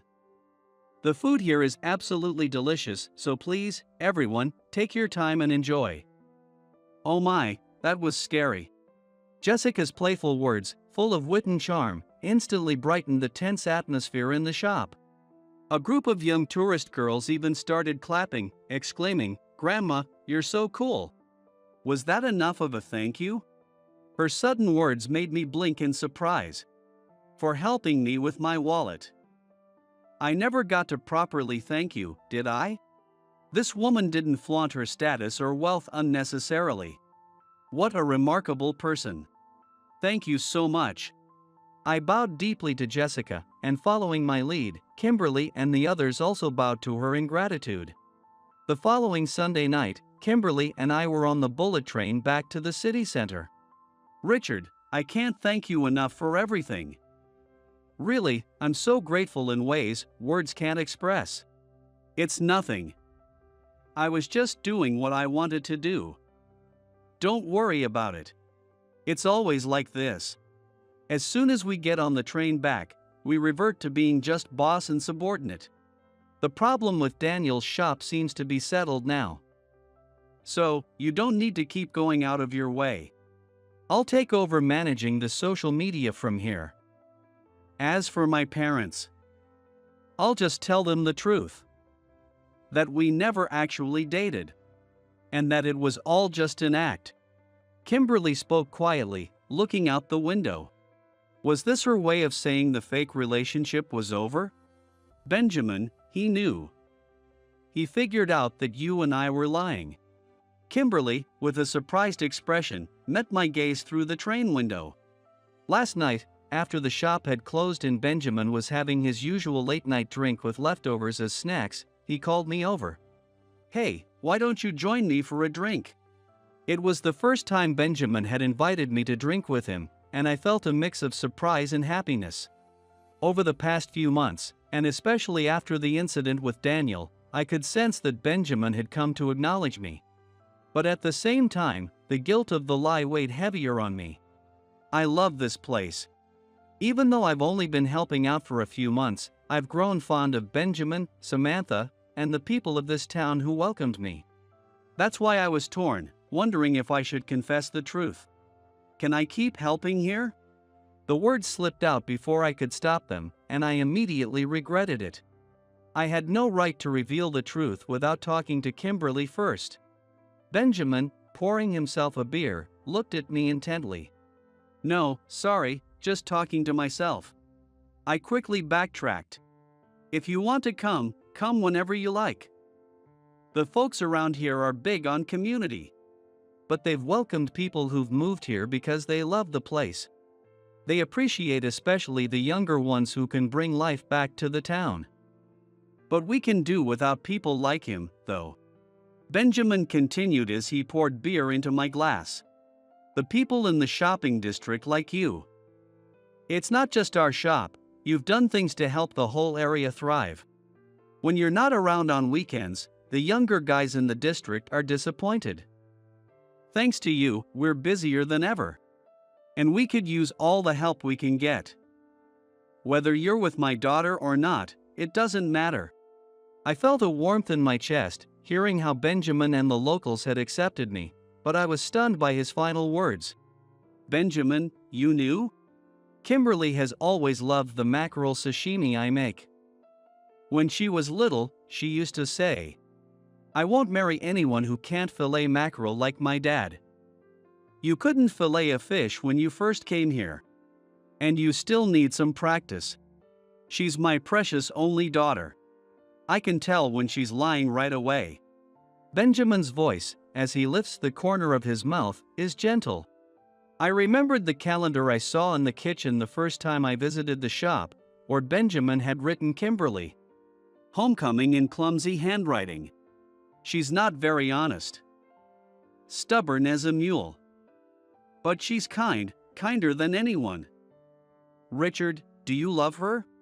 Benjamin, the awkward father who probably buys the best mackerel for his daughter's visit, asks me this question. Back on the train, Kimberly's face was flushed red, her eyes misty. Dad shouldn't have. Sorry, Richard. That must have been an awkward question to answer. Kimberly wants to know how I answered Benjamin's question, but she can't bring herself to ask. She looked away from me, embarrassed. I love you. What? I told Benjamin that I love you. Kimberly, will you be with me, for real this time, and start a relationship with marriage in mind? Last night, after I gave him my answer, Benjamin had simply nodded, saying, I see, with a satisfied look on his face. Now, I wanted to make Kimberly happy. Tears streamed down her cheeks as she finally turned to face me. Yes, I'd love to. On the train back to Tokyo, we quietly held hands. A year later, Benjamin's shop and the rest of the shopping district were thriving more than ever. Ideas that I and the younger folks came up with were coming to life, thanks to Jessica's support. Even though I still work in Tokyo during the week, I've been approaching my job with a more positive mindset. Kimberly, understanding my desire to work behind the scenes, created a team within the planning and sales department that focuses on support roles, which has made a big difference. It wasn't just for me. Her efforts have improved the workflow of the whole department, earning her a lot of praise. I just want everyone, including Rick, to be able to use their strengths. Kimberly, speaking with that adorable smile she shows only to me, is still someone I deeply respect as a boss. Even though we can't visit every weekend, I know that Kimberly now looks forward to going back to her family's diner with me. At our company, the option to work fully remotely has grown significantly over the past few years. In fact, there are even people who have moved from the city to other places. How about we start living together soon? As Kimberly poured coffee in my kitchen, I asked her with the same casual tone I might use to suggest going out for dinner. I'm fine with living together, but which apartment will we move into? Mine's just a little bigger, I think. She responded so calmly, without a hint of surprise, as if moving in together was a given. I couldn't help but smile. What if we moved to the seaside town we both love? What? She stopped pouring and looked up at me, her face surprised. Are you serious? Yeah. If you'll say yes. Kimberly rushed over from the kitchen and threw herself into my arms. Thank you, I love you so much, Rick. Her voice was slightly shaky with emotion, and I held her close. I love you too. As we gazed at each other, suddenly both our stomachs growled at the same time. Hey! What should we have for dinner? Kimberly laughed shyly, and I couldn't help but smile along with her. It was the beginning of summer. The season when the fish are at their best had come around again. How about we make mackerel sashimi? Because she's the person I'll spend every day of my life with. I'll share my love with her at just the right moments. A life that begins and ends with love. That's the kind of life I want to build with her, in that special place,